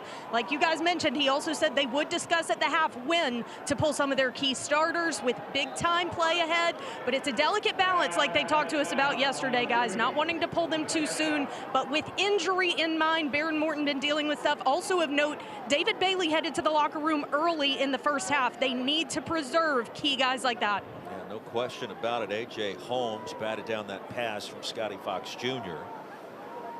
Is it just me, or is Taylor Davis the only one that knows how to dress in cold weather, Sam? I feel like that's a shot at your boy. No, I'm just simply stating mere observation. Man. I'm from Texas, dude. I was in Dallas for Thanksgiving. It was 65, 70 degrees. Jacob Rodriguez, the tackle, after a 5-yard gain. You got a closet full of sweaters down there. You just failed to bring them up here to the frozen tundra of Morgantown. This is true. And your roots are West Virginia, are they not? My family, yes. My mom grew up here. My aunts, uncles, cousins, they're all watching. Through the line of scrimmage. And a nice looking play. Scotty Fox Jr. bought a little time. Jacob Barrick is going to pick up the first down. It's a gain of 7 and a chain mover. Jacob Barrick from Martinsburg, West Virginia, transfer from Jacksonville State with Rich Rodriguez. A critical first down to get some confidence going in this offense. You could see the gleam in the eye of Rich Rod yesterday. Not for this matchup. He knew that this was not the easiest way to close down his first season in his second stint back at his alma mater. But with the job that he and his staff have done recruiting, they do feel very optimistic. That pass is incomplete. I'm not sure what all the hubbub was about there. Hit the turf, bounced up. Rodney Gallagher III. And if you look at some of the committed players and what they are anticipating in the portal, the junior college ranks, this will be a different looking team combined with some key returners from this year's squad next year. Specifically the guy you just saw on your screen, the quarterback number 15, Scotty Fox. He's what makes this thing go. Straight ahead this time in traffic and corralled by Romello Height. And he's just a freshman too. So you see some of the, you can call them the mistakes, whether it's an interception or a missed read. You have to understand, he just turned 18. He's still understanding this offense, understanding the scheme, and understanding how to lead. A live arm He certainly improved after he took over. That road win at Houston, you know, at this juncture looks like the marquee win in year one under Rich Rod, and with Scotty Fox Jr. assuming controls. Treating on the screen, fires a strike ahead towards the 40. Needed a lot more than that. Rodney Gallagher III. Brendan Jordan brought him down. It's a gain of 6. I'll go backwards just for a little bit. It is positive to see West Virginia start getting the ball in their playmakers' hands. Rodney Gallagher III was a 2022 Male Athlete of the Year in Pennsylvania. You're seeing him get a couple more targets. They got to get the ball to Cam Vaughn a little bit more. So I understand the score is what the score is, but these reps for Scotty Fox and the trust that's going to be built with some of these guys on his team, Gallagher's just a junior, those are going to be invaluable moving forward. 5th punt of the game. Jacoby Williams on the move and brought down quickly at the 27. So let's find out. Joey McGuire, will it still be Baron Morton or Mitch Griffiths on the road? We'll find out next.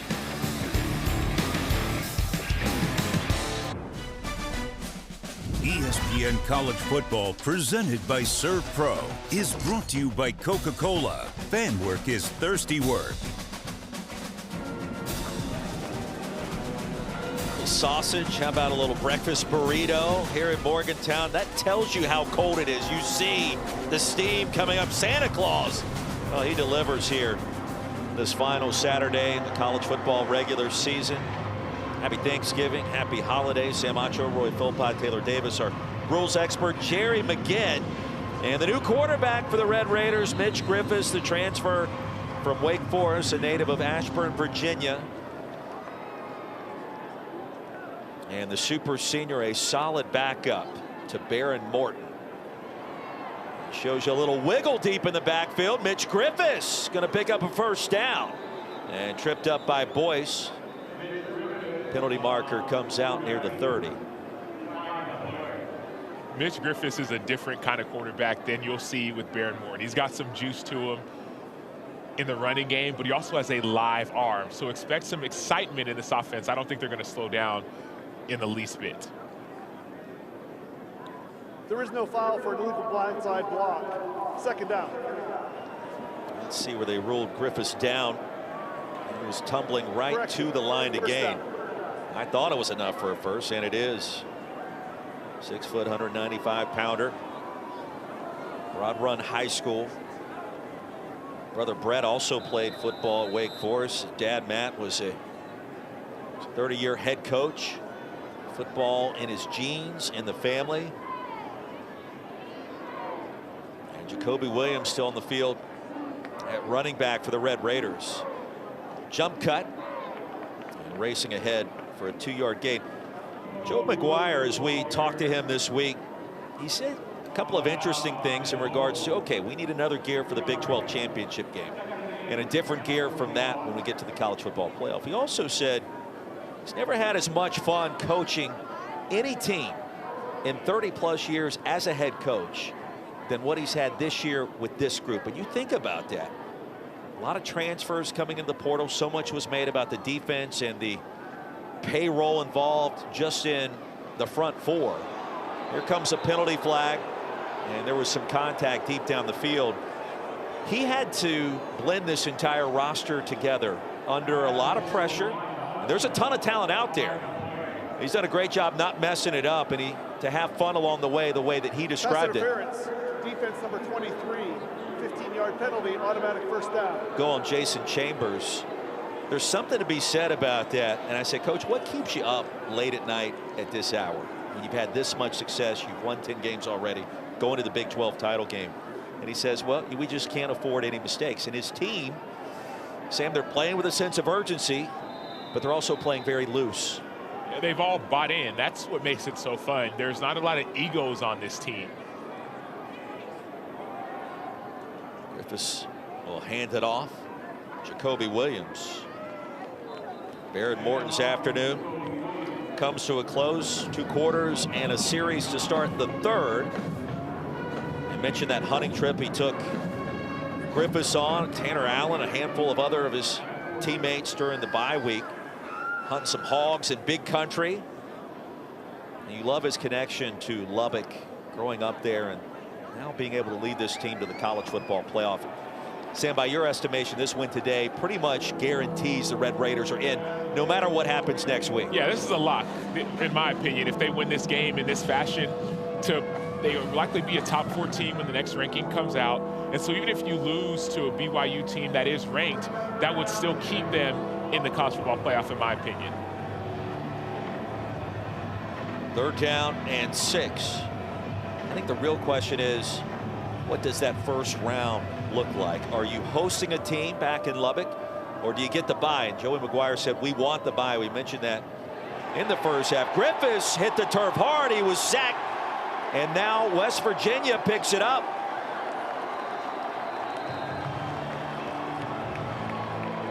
Now the fumble was forced, and the Mountaineers hop on top of it.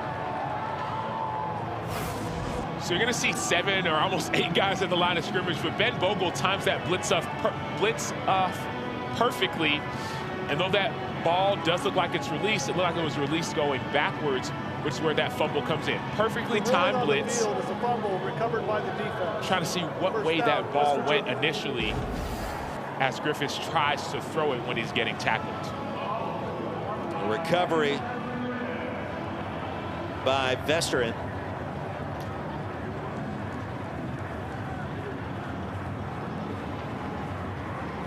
The ruling on the field of a fumble is under further review.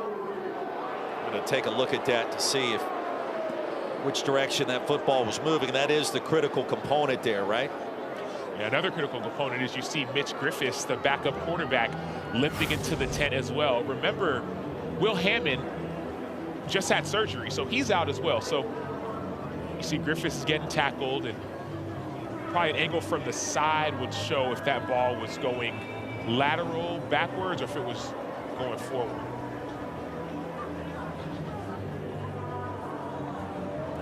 It was right down the line.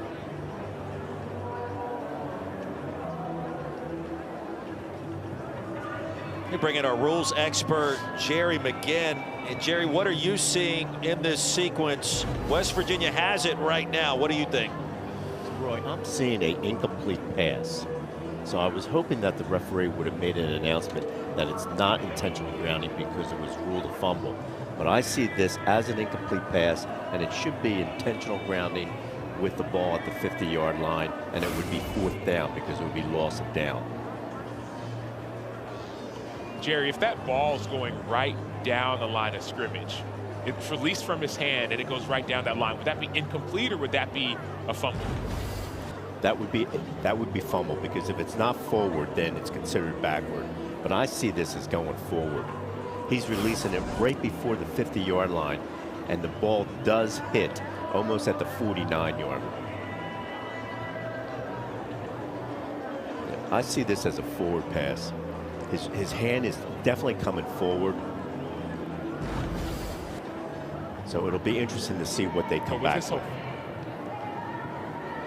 That makes sense, because with his momentum going backwards, that hand is going forward, but it feels as if that ball, when his hand releases a ball, it kind of lands right at that 50. It's a bang-bang play deep in the backfield with momentum going backwards and the hand off to the side as Griffiths was getting smashed into the turf.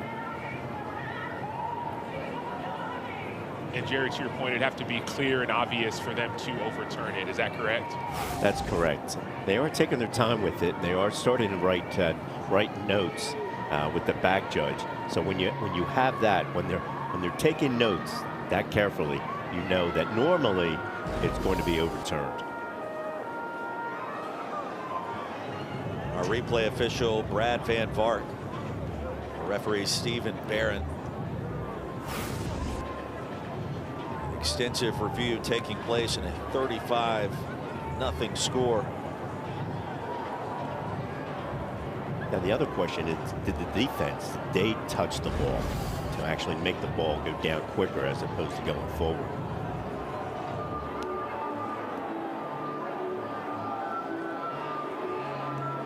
Now the important thing, you want to get it right, even if it's taking an extra minute or two.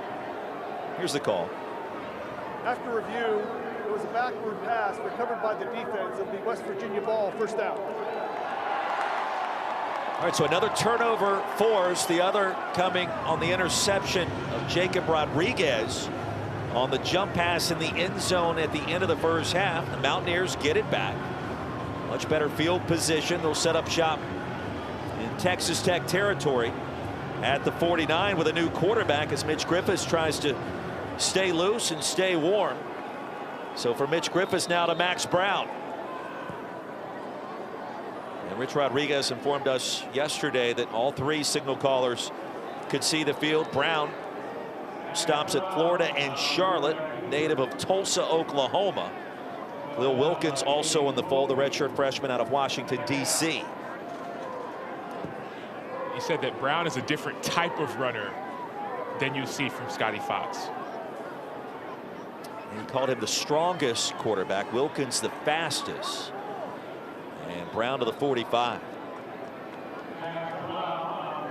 And Roberts chopped him down to the turf. It's a gain of 4.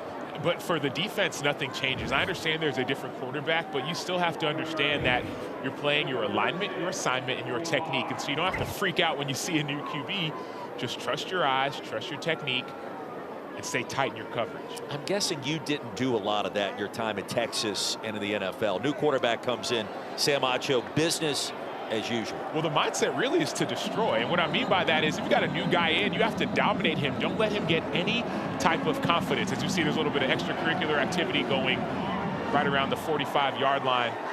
But going back to a backup quarterback, if you're a defender, the backup's in there for a reason. Either the starter got injured or they think he's a better opportunity. You have to make sure that you don't let him build up any kind of swagger.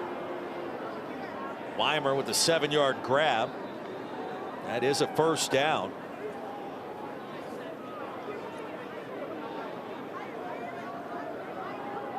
The ruling on the field of a catch is under further review.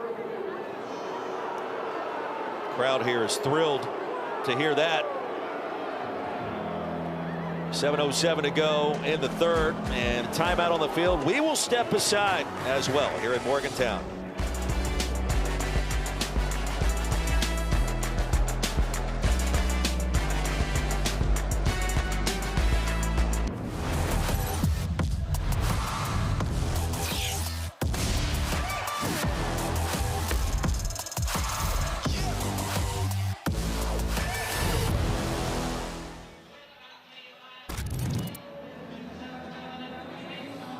Back in chilly Morgantown, 35-0 our score after replay review. The call on the field of a catch and a first down is upheld, and now West Virginia back to work.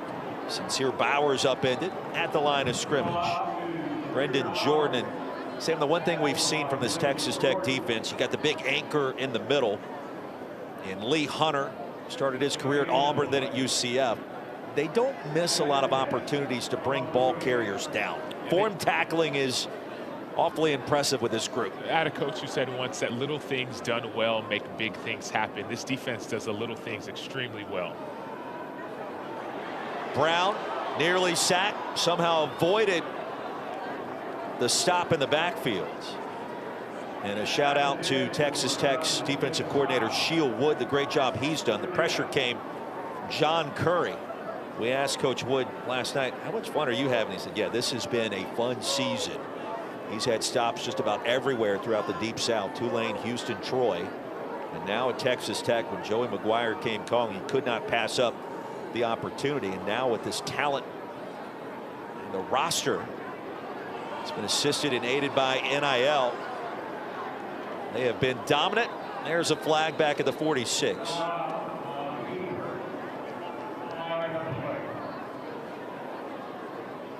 Play in our third quarter has gotten a little sloppy.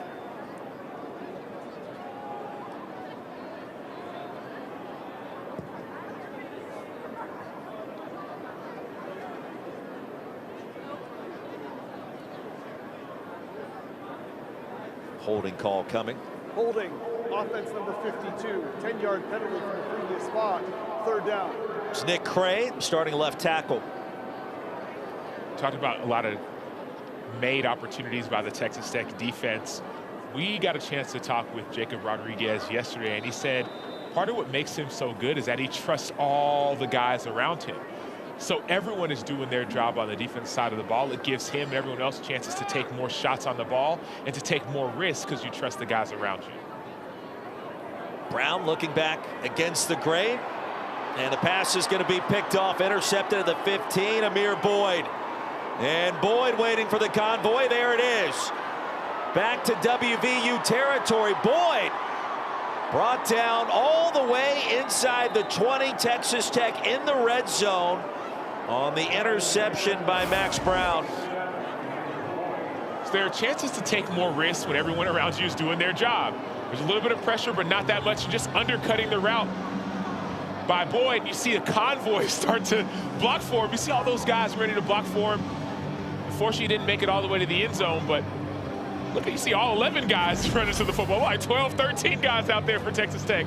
That's the picture that you want to see on defense. Everyone in the frame, because you know that you're giving full effort for the guys next to you. Second pick of the season for Boyd, the transfer from UTEP. 3 seasons there and a return of 67 yards. You said it earlier, Roy. This team was second in FBS in takeaways. This should be their 27th on the season. That's what makes them so special. And a new quarterback.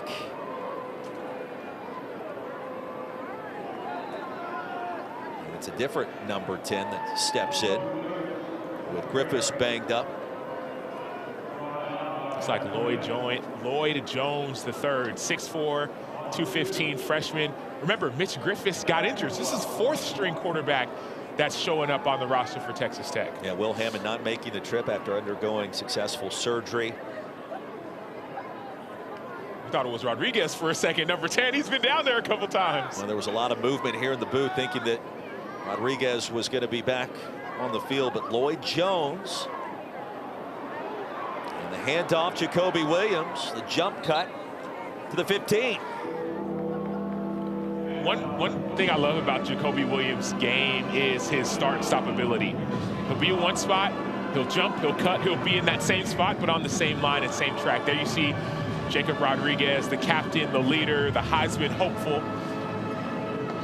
But the one concern I do have, Roy, are some of the injuries seem like they're starting to pile up for Texas Tech. Yeah, another reason Coach McGuire wants the bye in the first round of the dance. BYU looming next week. Jones to the end zone, the comeback, and there it is. Grabbed cleanly, Micah Hudson. Well, the sophomore from Temple, Texas, the first touchdown of the season.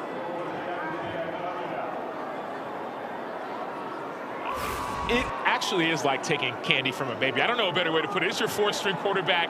It's going to throw it up in the air, and then Micah Hudson is going to essentially just box out the smaller DB. That's easy. And Red Raider fans love to see that. An elite recruit coming out of high school, big time offers from all over the SEC and the Big Ten. And he chose to stay in the Lone Star State. Touchdown number 1 for Micah Hudson. Well, don't forget, coming up next Sunday, we will have the exclusive reveal of the final college football playoff top 25 rankings. That is a 4-hour special. Reese Davis and the guys will break them down from top to bottom and unveil the matchups for the 12-team playoff. It all starts at noon Eastern, 9 a.m. Pacific, after Sunday NFL Countdown on ESPN and the ESPN app. Let's take a look at our AT&T Bracket Insights. AT&T is keeping you connected.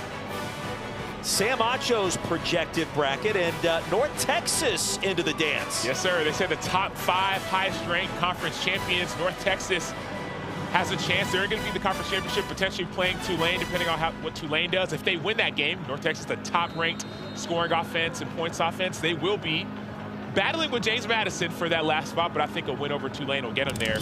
And then I have Texas Tech as a top 4 team getting a bye. A&M after the loss moving down to 5. Sign up now at ESPN.com. Fill out your own CFB bracket challenge presented by AT&T. 42-0 as we get you back to the studio and Matt Berry.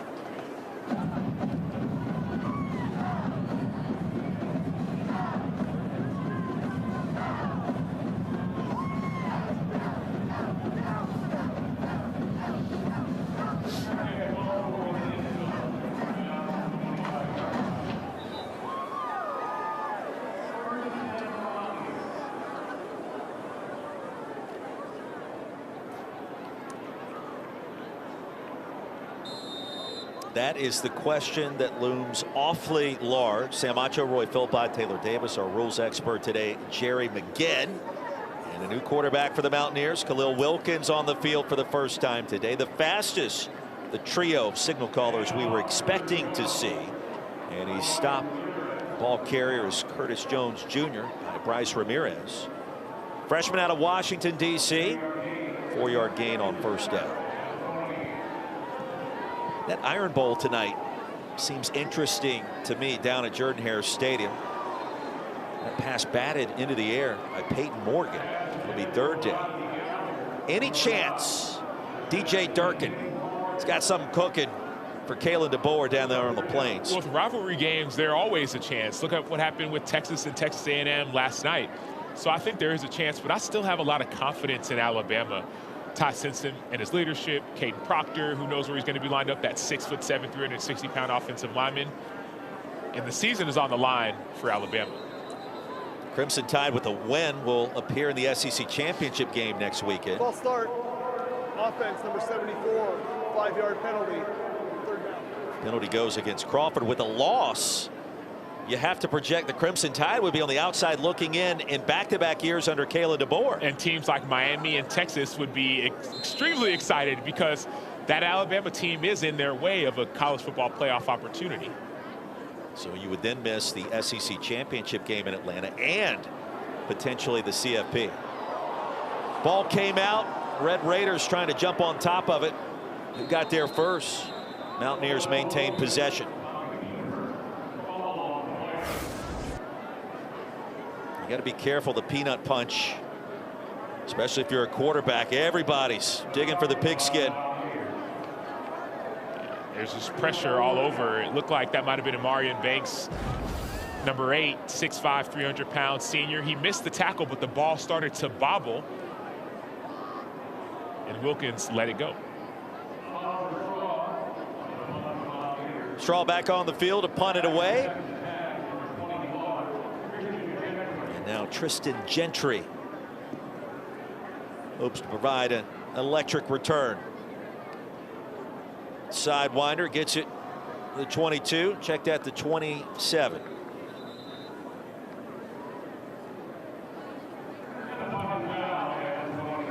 Red Raiders will take over there. Coming up at 3:30 Eastern, 12:30 Pacific, ABC, ESPN app. Rivalry weekend rolls on. 8th-ranked Oklahoma hosting LSU, the Palace on the Prairie. We cap the day off with the Iron Bowl, the 90th edition. 7:30 Eastern, ABC, the place to be. I think Auburn is going to win.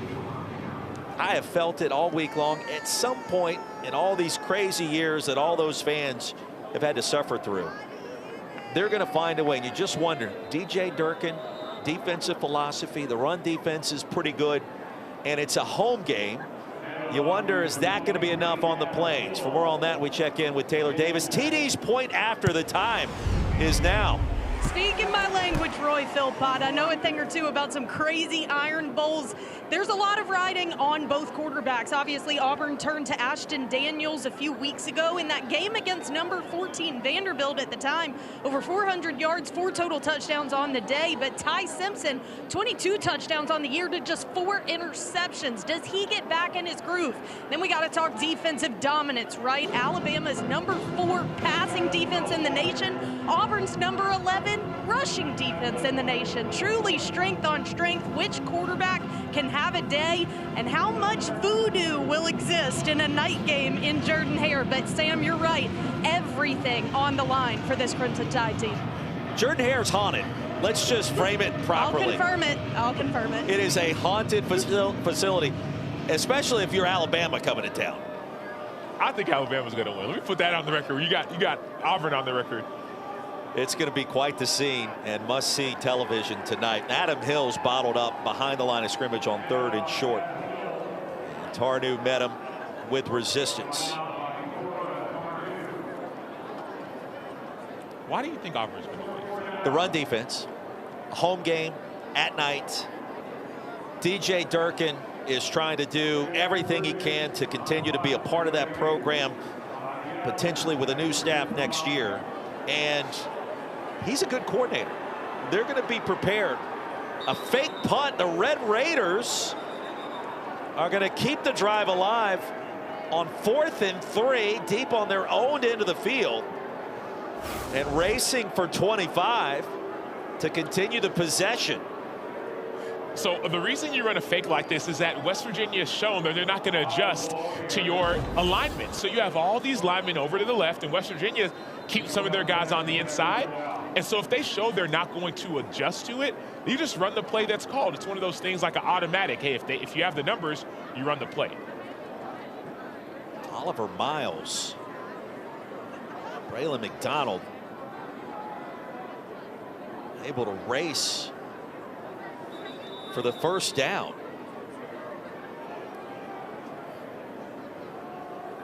Delay of game, offense, 5-yard penalty, first down. Take us back to the fake here in the angle. Rich Rodriguez not liking any part of that. So look, you have one snapper, but then you have an entire line that just out leveraged. The West Virginia defenders are all inside the quote center, if you will, take the middle guy in that line. That's an easy call. So West Virginia has to be able to align to that. This is just something that you do on a special teams. You practice it all season long. You say if they don't adjust to it, we run this automatically no matter what the score is. So awareness needs to happen for West Virginia on the special team side of the ball. So Miles picks up 4 more yards after the delay of game penalty.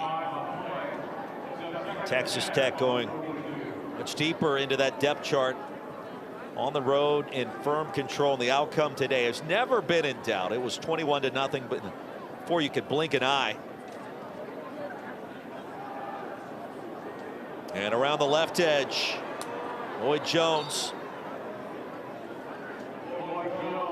And you think about putting that fake punt on tape next week for BYU, which is dealing with its own issues right now back in Provo against UCF. Something else That's the end of the third quarter. Timeout. To practice for, to get ready for, to prepare for, but it's all Joey McGuire and the Red Raiders on the road today.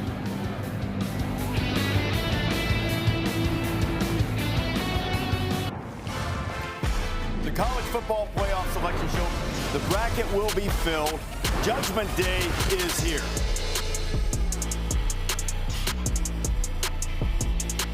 The dulcet tones of one Reese Davis. The exclusive reveal on the horizon coming up next Sunday at noon Eastern, only on ESPN. 15 minutes to go. Sam Acho, Roy Philpott, Taylor Davis, Jerry McGinn with you here in Morgantown. Jones going to buy some time on first down for the Red Raiders. We are deep into the depth chart. Sam, dare I suggest that the handshake watch is officially on with Rich Rodriguez and Joey McGuire afterwards, after the 4th and 3 fake punt that was executed to keep this drive alive, leading by 42. It may be, but I will say this. 2 weeks ago, West Virginia gave up a fake field goal, a fake extra point, because they didn't align it properly. And so if you align properly, all your problems will be solved. But if you don't, then teams will just run what they run. Did a great job summarizing all of that compared to the 3-minute rant we just heard during the last break. Well done by you. But it really is an alignment process, and it's not even a fake punt call in your estimation. It's automatic when you see what the defense wasn't doing there. Correct. You just count the people outside of you. Every 1, 2, 3, 4, 5. If there's only 2 guys out there, you run the play. So Rich Rodriguez can be as mad as he wants at Joey McGuire, but he might want to get his special teams unit in check to make sure that they're just lining up properly. That'll avoid all of the extra drama. Rich Rodriguez actually interviewed for the head coaching job at Texas Tech at the turn of the century when it went to Mike Leach. Deep ball. And Texas Tech strikes again. The 2nd touchdown reception for Micah Hudson today. And a penalty flag out back at the 39. That touchdown strike from 30 yards out.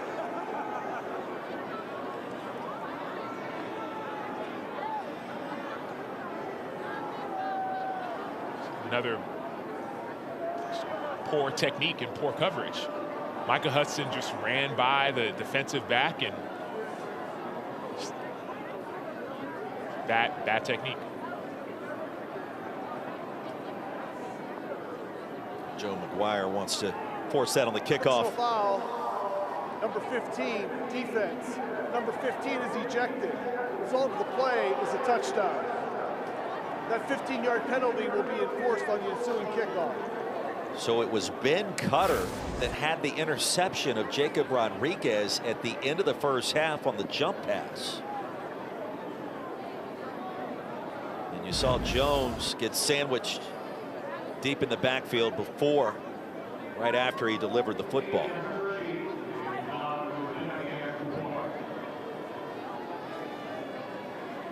Now Stone Harrington has given way to Ian Hershey, the Arizona State transfer. Junior from Idaho, attempting the extra point. So the touchdown comes moments after the fake punt was executed on 4th and 3. And 7 touchdowns in. It is now 49-0. Your fourth string quarterback finds one of the reserve wide receivers. Easy pickings.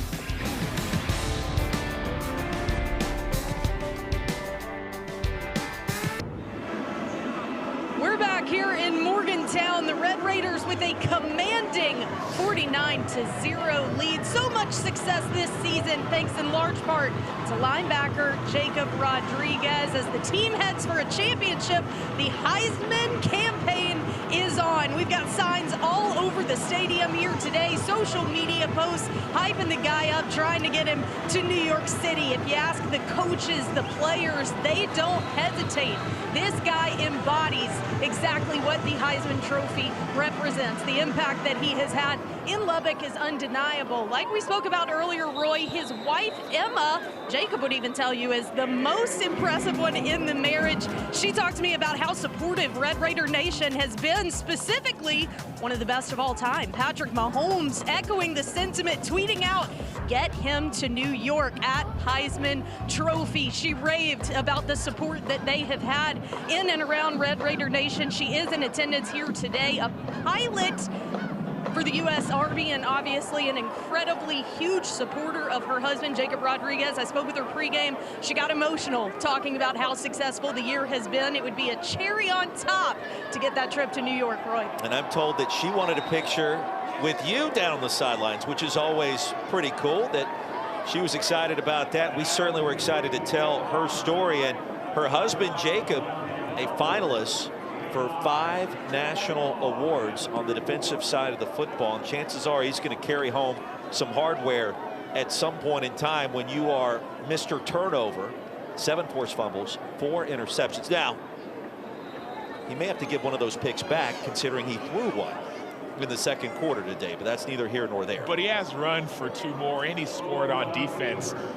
Oftentimes you hear about preseason awards and preseason watch lists, and you hear about semifinalists. But he's a finalist for these different awards: the Butkus Award, the Bednarik Award, the Lot Impact Trophy, the Nagurski Trophy, the Lombardi Award, even the Walter Camp Player of the Year. He's a semifinalist for that. So everything on defense he does. Now the question is it going to be enough for the Heisman voters to look at those 100+ tackles, right? Top 10 in FBS, those 7 forced fumbles, #1 in FBS. Look at those interceptions, the touchdowns, and have him go to New York. This feels like the kind of year which that could happen. And he has the best mustache on the planet, too. That has to matter at some point, right?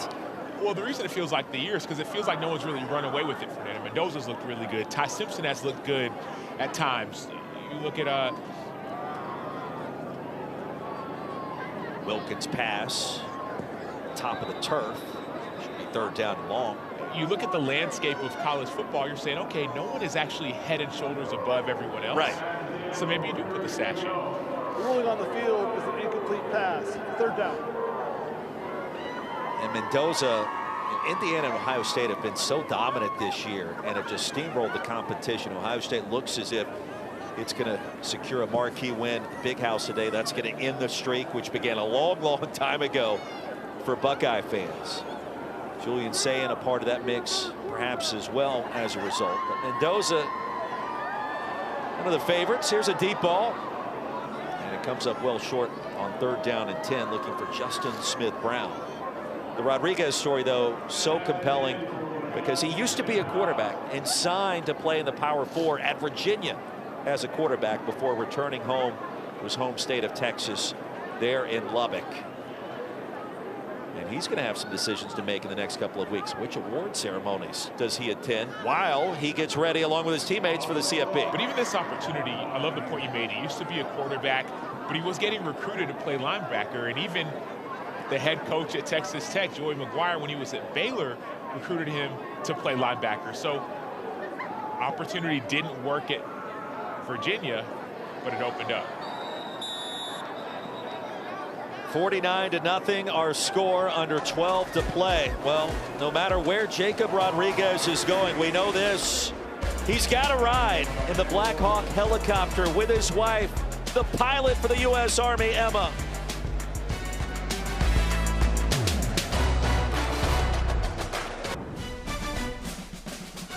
ESPN College Football is presented by Surf Pro, the #1 choice in cleanup and restoration.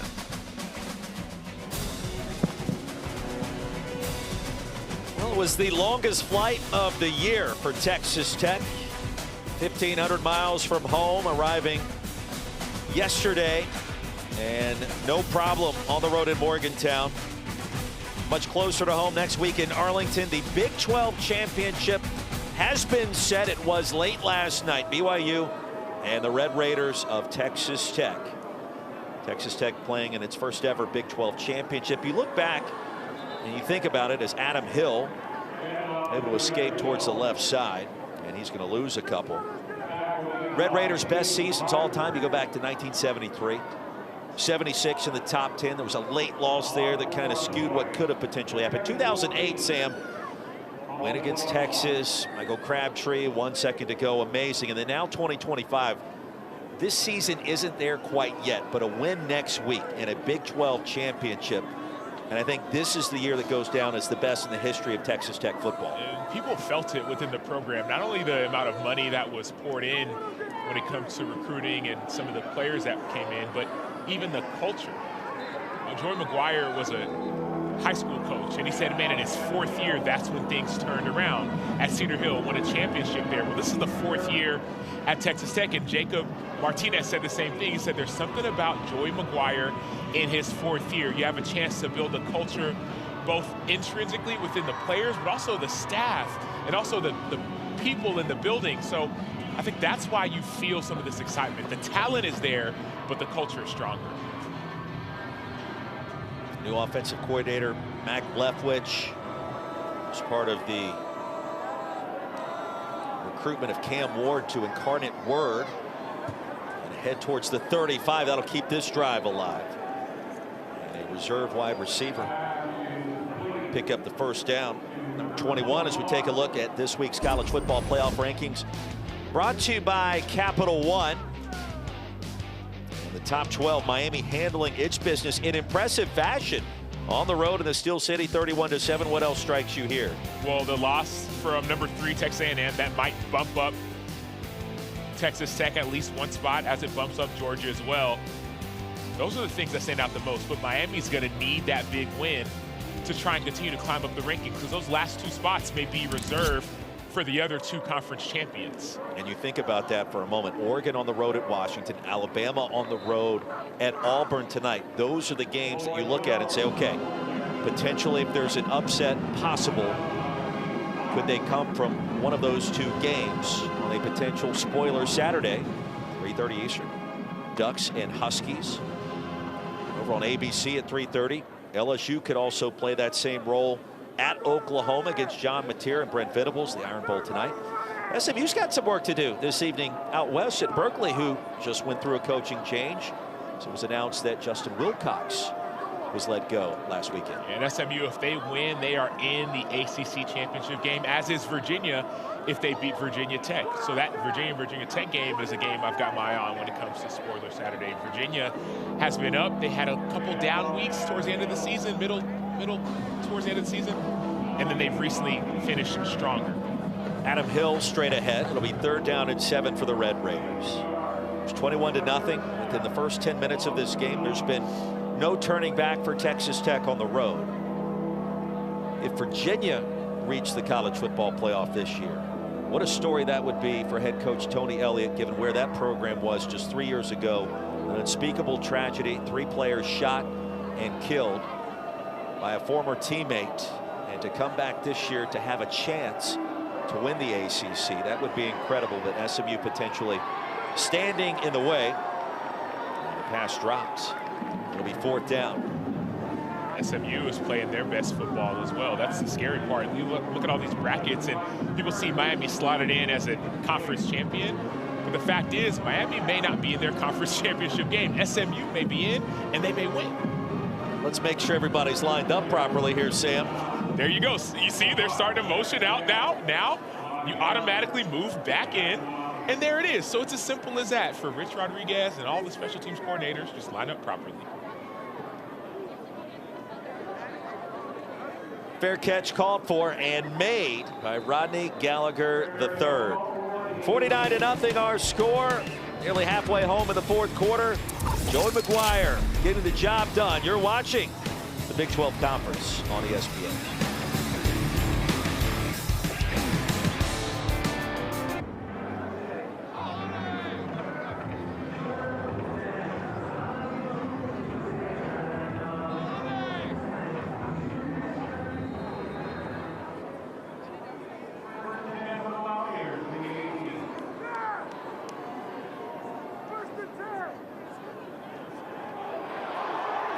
Matt Berry, we cannot wait. West Virginia gets the football back, and around the right edge, a big gainer of 30 yards on the ground.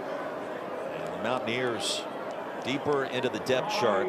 Ramon Weaver able to race for a big gain. Well, WVU would love to avoid the shutout here, Sam. And Texas Tech would love to keep that shutout on the board. Weaver's a 5'9", 170-pound freshman getting some action. Back the other direction. Last time West Virginia was shut out at home. Got to go all the way back to 2001 in a loss to Virginia Tech. Ironically, the same first season that we're talking about right now, and stint number 2 for head coach Rich Rodriguez. And people think that it doesn't matter, but it does. For defenses, keeping a shutout on the board means everything, no matter if it's your 2nd, 3rd, or 4th string guys out there. Deep ball and incomplete. Bowers was able to get loose in that secondary. The pressure from Bryce Ramirez perhaps prevented a touchdown. I love the technique by Ramirez, staying in that midsection of the quarterback and not getting a hit too high or hit too low. So Ohio State, it looks like, is going to handle its business in the Big House. You got Indiana set for the Big Ten championship game against the Buckeyes after the Hoosiers crushed Purdue yesterday. Big 12 championship is set. These Red Raiders and BYU in the rematch. Esters brings down Khalil Wilkins. So my question for you, it's 29-7 the first go around. Texas Tech was dominant, settled for multitude of Stone Harrington field goals, but the defense did its thing against Bear Bachmeier. What about round 2? Is there an advantage, for as good as Texas Tech played, to see BYU again, or does revenge play a factor in a rematch like that in your mind? I think advantage Texas Tech, and the reason why is because Bear Bachmeier is still a freshman quarterback going against a very veteran defense. Here's Tristan Gentry. Gentry able to get across the 30. Flag comes down.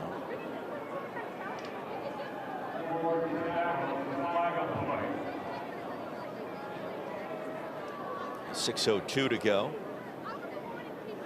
Red Raiders will be as content as possible to try to eat up as much clock as they can and get back to Lubbock. Start preparing for that Big 12 championship in Arlington. You know, fan bases for both sides gobbling up tickets given the stakes. Talk about that rematch. Texas Tech is #1 in the nation in stopping the run. LJ Martin for BYU, they can run it. Bear Bachmeier, he likes to run it. Personal foul, illegal blindside block with targeting on Texas Tech. Number 34, 15-yard penalty, first down. The previous play is under further review. Trent Lowe.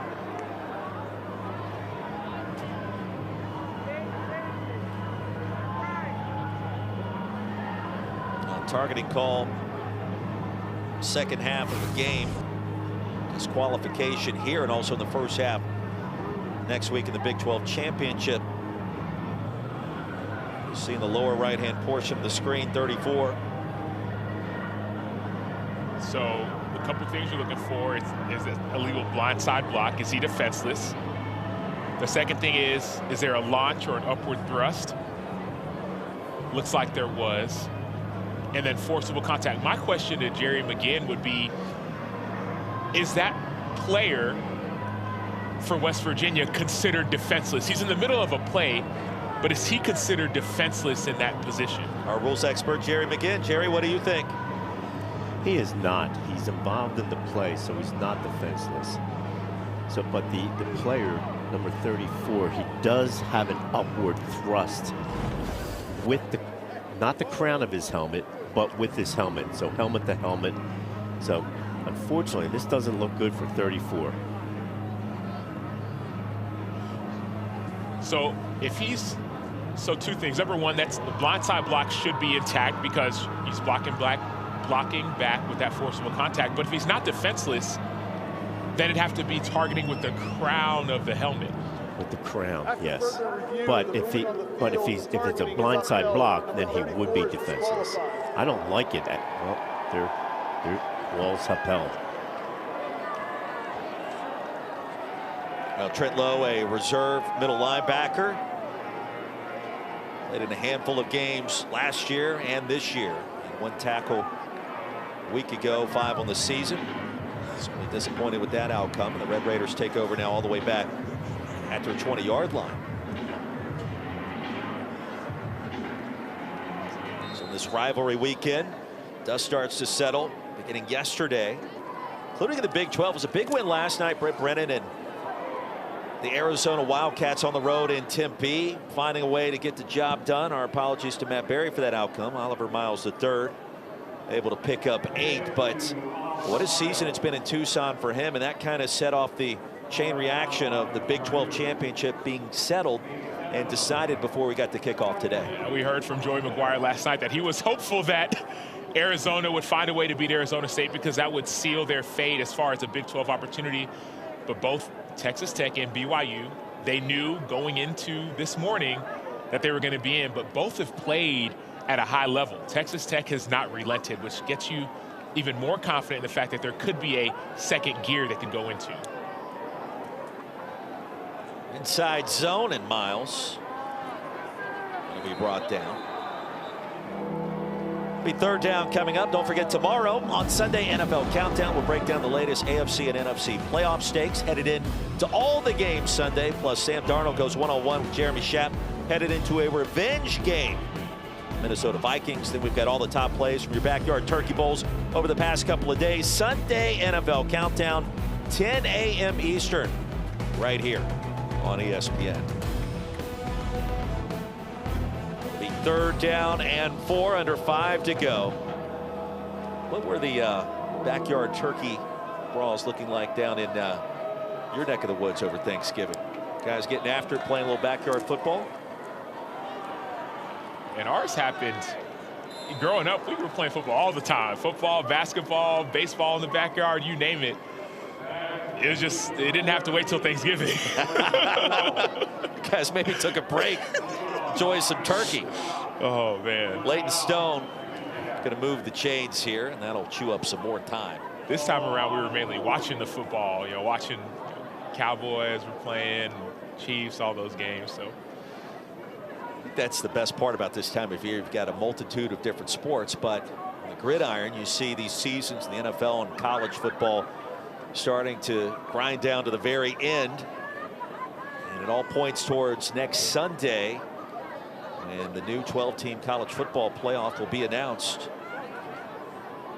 And which team will be there at the top? You figure the Big Ten champions got the inside track to be the #1 seed. And for Texas Tech, the Red Raiders hope that they're going to be there as well with that first round bye. Their best seasons all time, you go back to the 70s first and 73, 11-1. They won the Gator Bowl, finished 11th in the land. Then in 76, Southwest Conference champions, final rank of 13, 08. Who can forget Big 12 South co-champions, Michael Crabtree, incredible scene there in Lubbock. And then this season, the Heisman candidate, Jacob Rodriguez, the defense, Baron Morton, and now on the verge of going 11-1. And the only setback coming on the road in Tempe, Baron Morton banged up for that game. And the Sun Devils proved victorious. We will see what the Big 12 championship looks like. It's going to be a festive atmosphere. I mean, it's going to be fun. It's going to be physical. I think we both know that. It'll be interesting to see, though, with some of the injuries for Texas Tech, whether it's the backup quarterback, Mitch Griffiths, if he's going to come back. David Bailey, the star outside linebacker, pass rusher, 12.5 sacks, if he's going to come back. Howard Sampson, their left tackle, he's back in the game, but he's battled some injury this game. And so that's going to be huge if Texas Tech wants that first round bye, winning next week versus BYU. Approaching the 2-minute timeout, one more first down, and this thing will essentially be on ice to midfield. And Adam Hill, chain moving run. So the 2-minute timeout as we step aside one final time in Morgantown.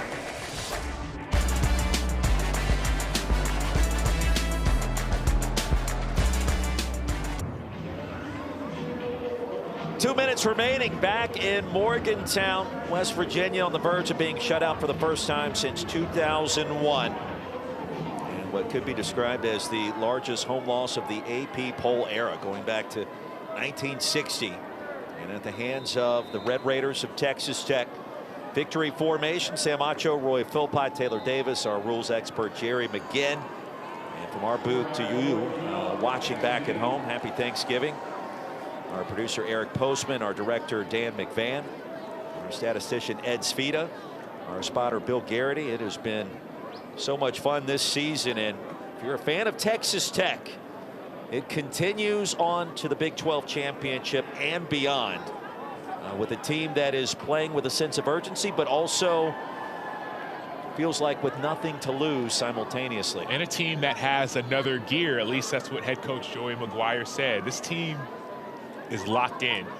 So if they can take that next gear and play their best ball in December, college football world, watch out. Our remote integration coordinator here in the booth, Jerome Ingram, fantastic job this year. And this Texas Tech team, Mitch Rodriguez, he's building, and I think that's one thing that West Virginia fans, they understood what it took the first go around back in 2001. He comes back home. It's going to take some time now in 2025. The recruiting has gone well. There were signs this year. The road upset at top 25 Houston, competitive their last time out against Arizona State, had a great chance to pull off a road upset. It didn't happen. There will be better days ahead. Those days will come next season in 2026.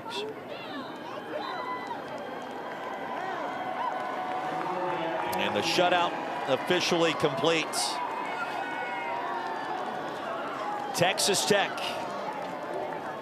Jacob Rodriguez, Heisman hopes, roll into Morgantown and get the job done. 49-0 our final score. Now 11-1 on the campaign, and those 11 victories all coming by at least 20 points. This team has not gotten complacent. Texas Tech has stayed locked in and stayed dialed in, and they'll need it because BYU is coming to play.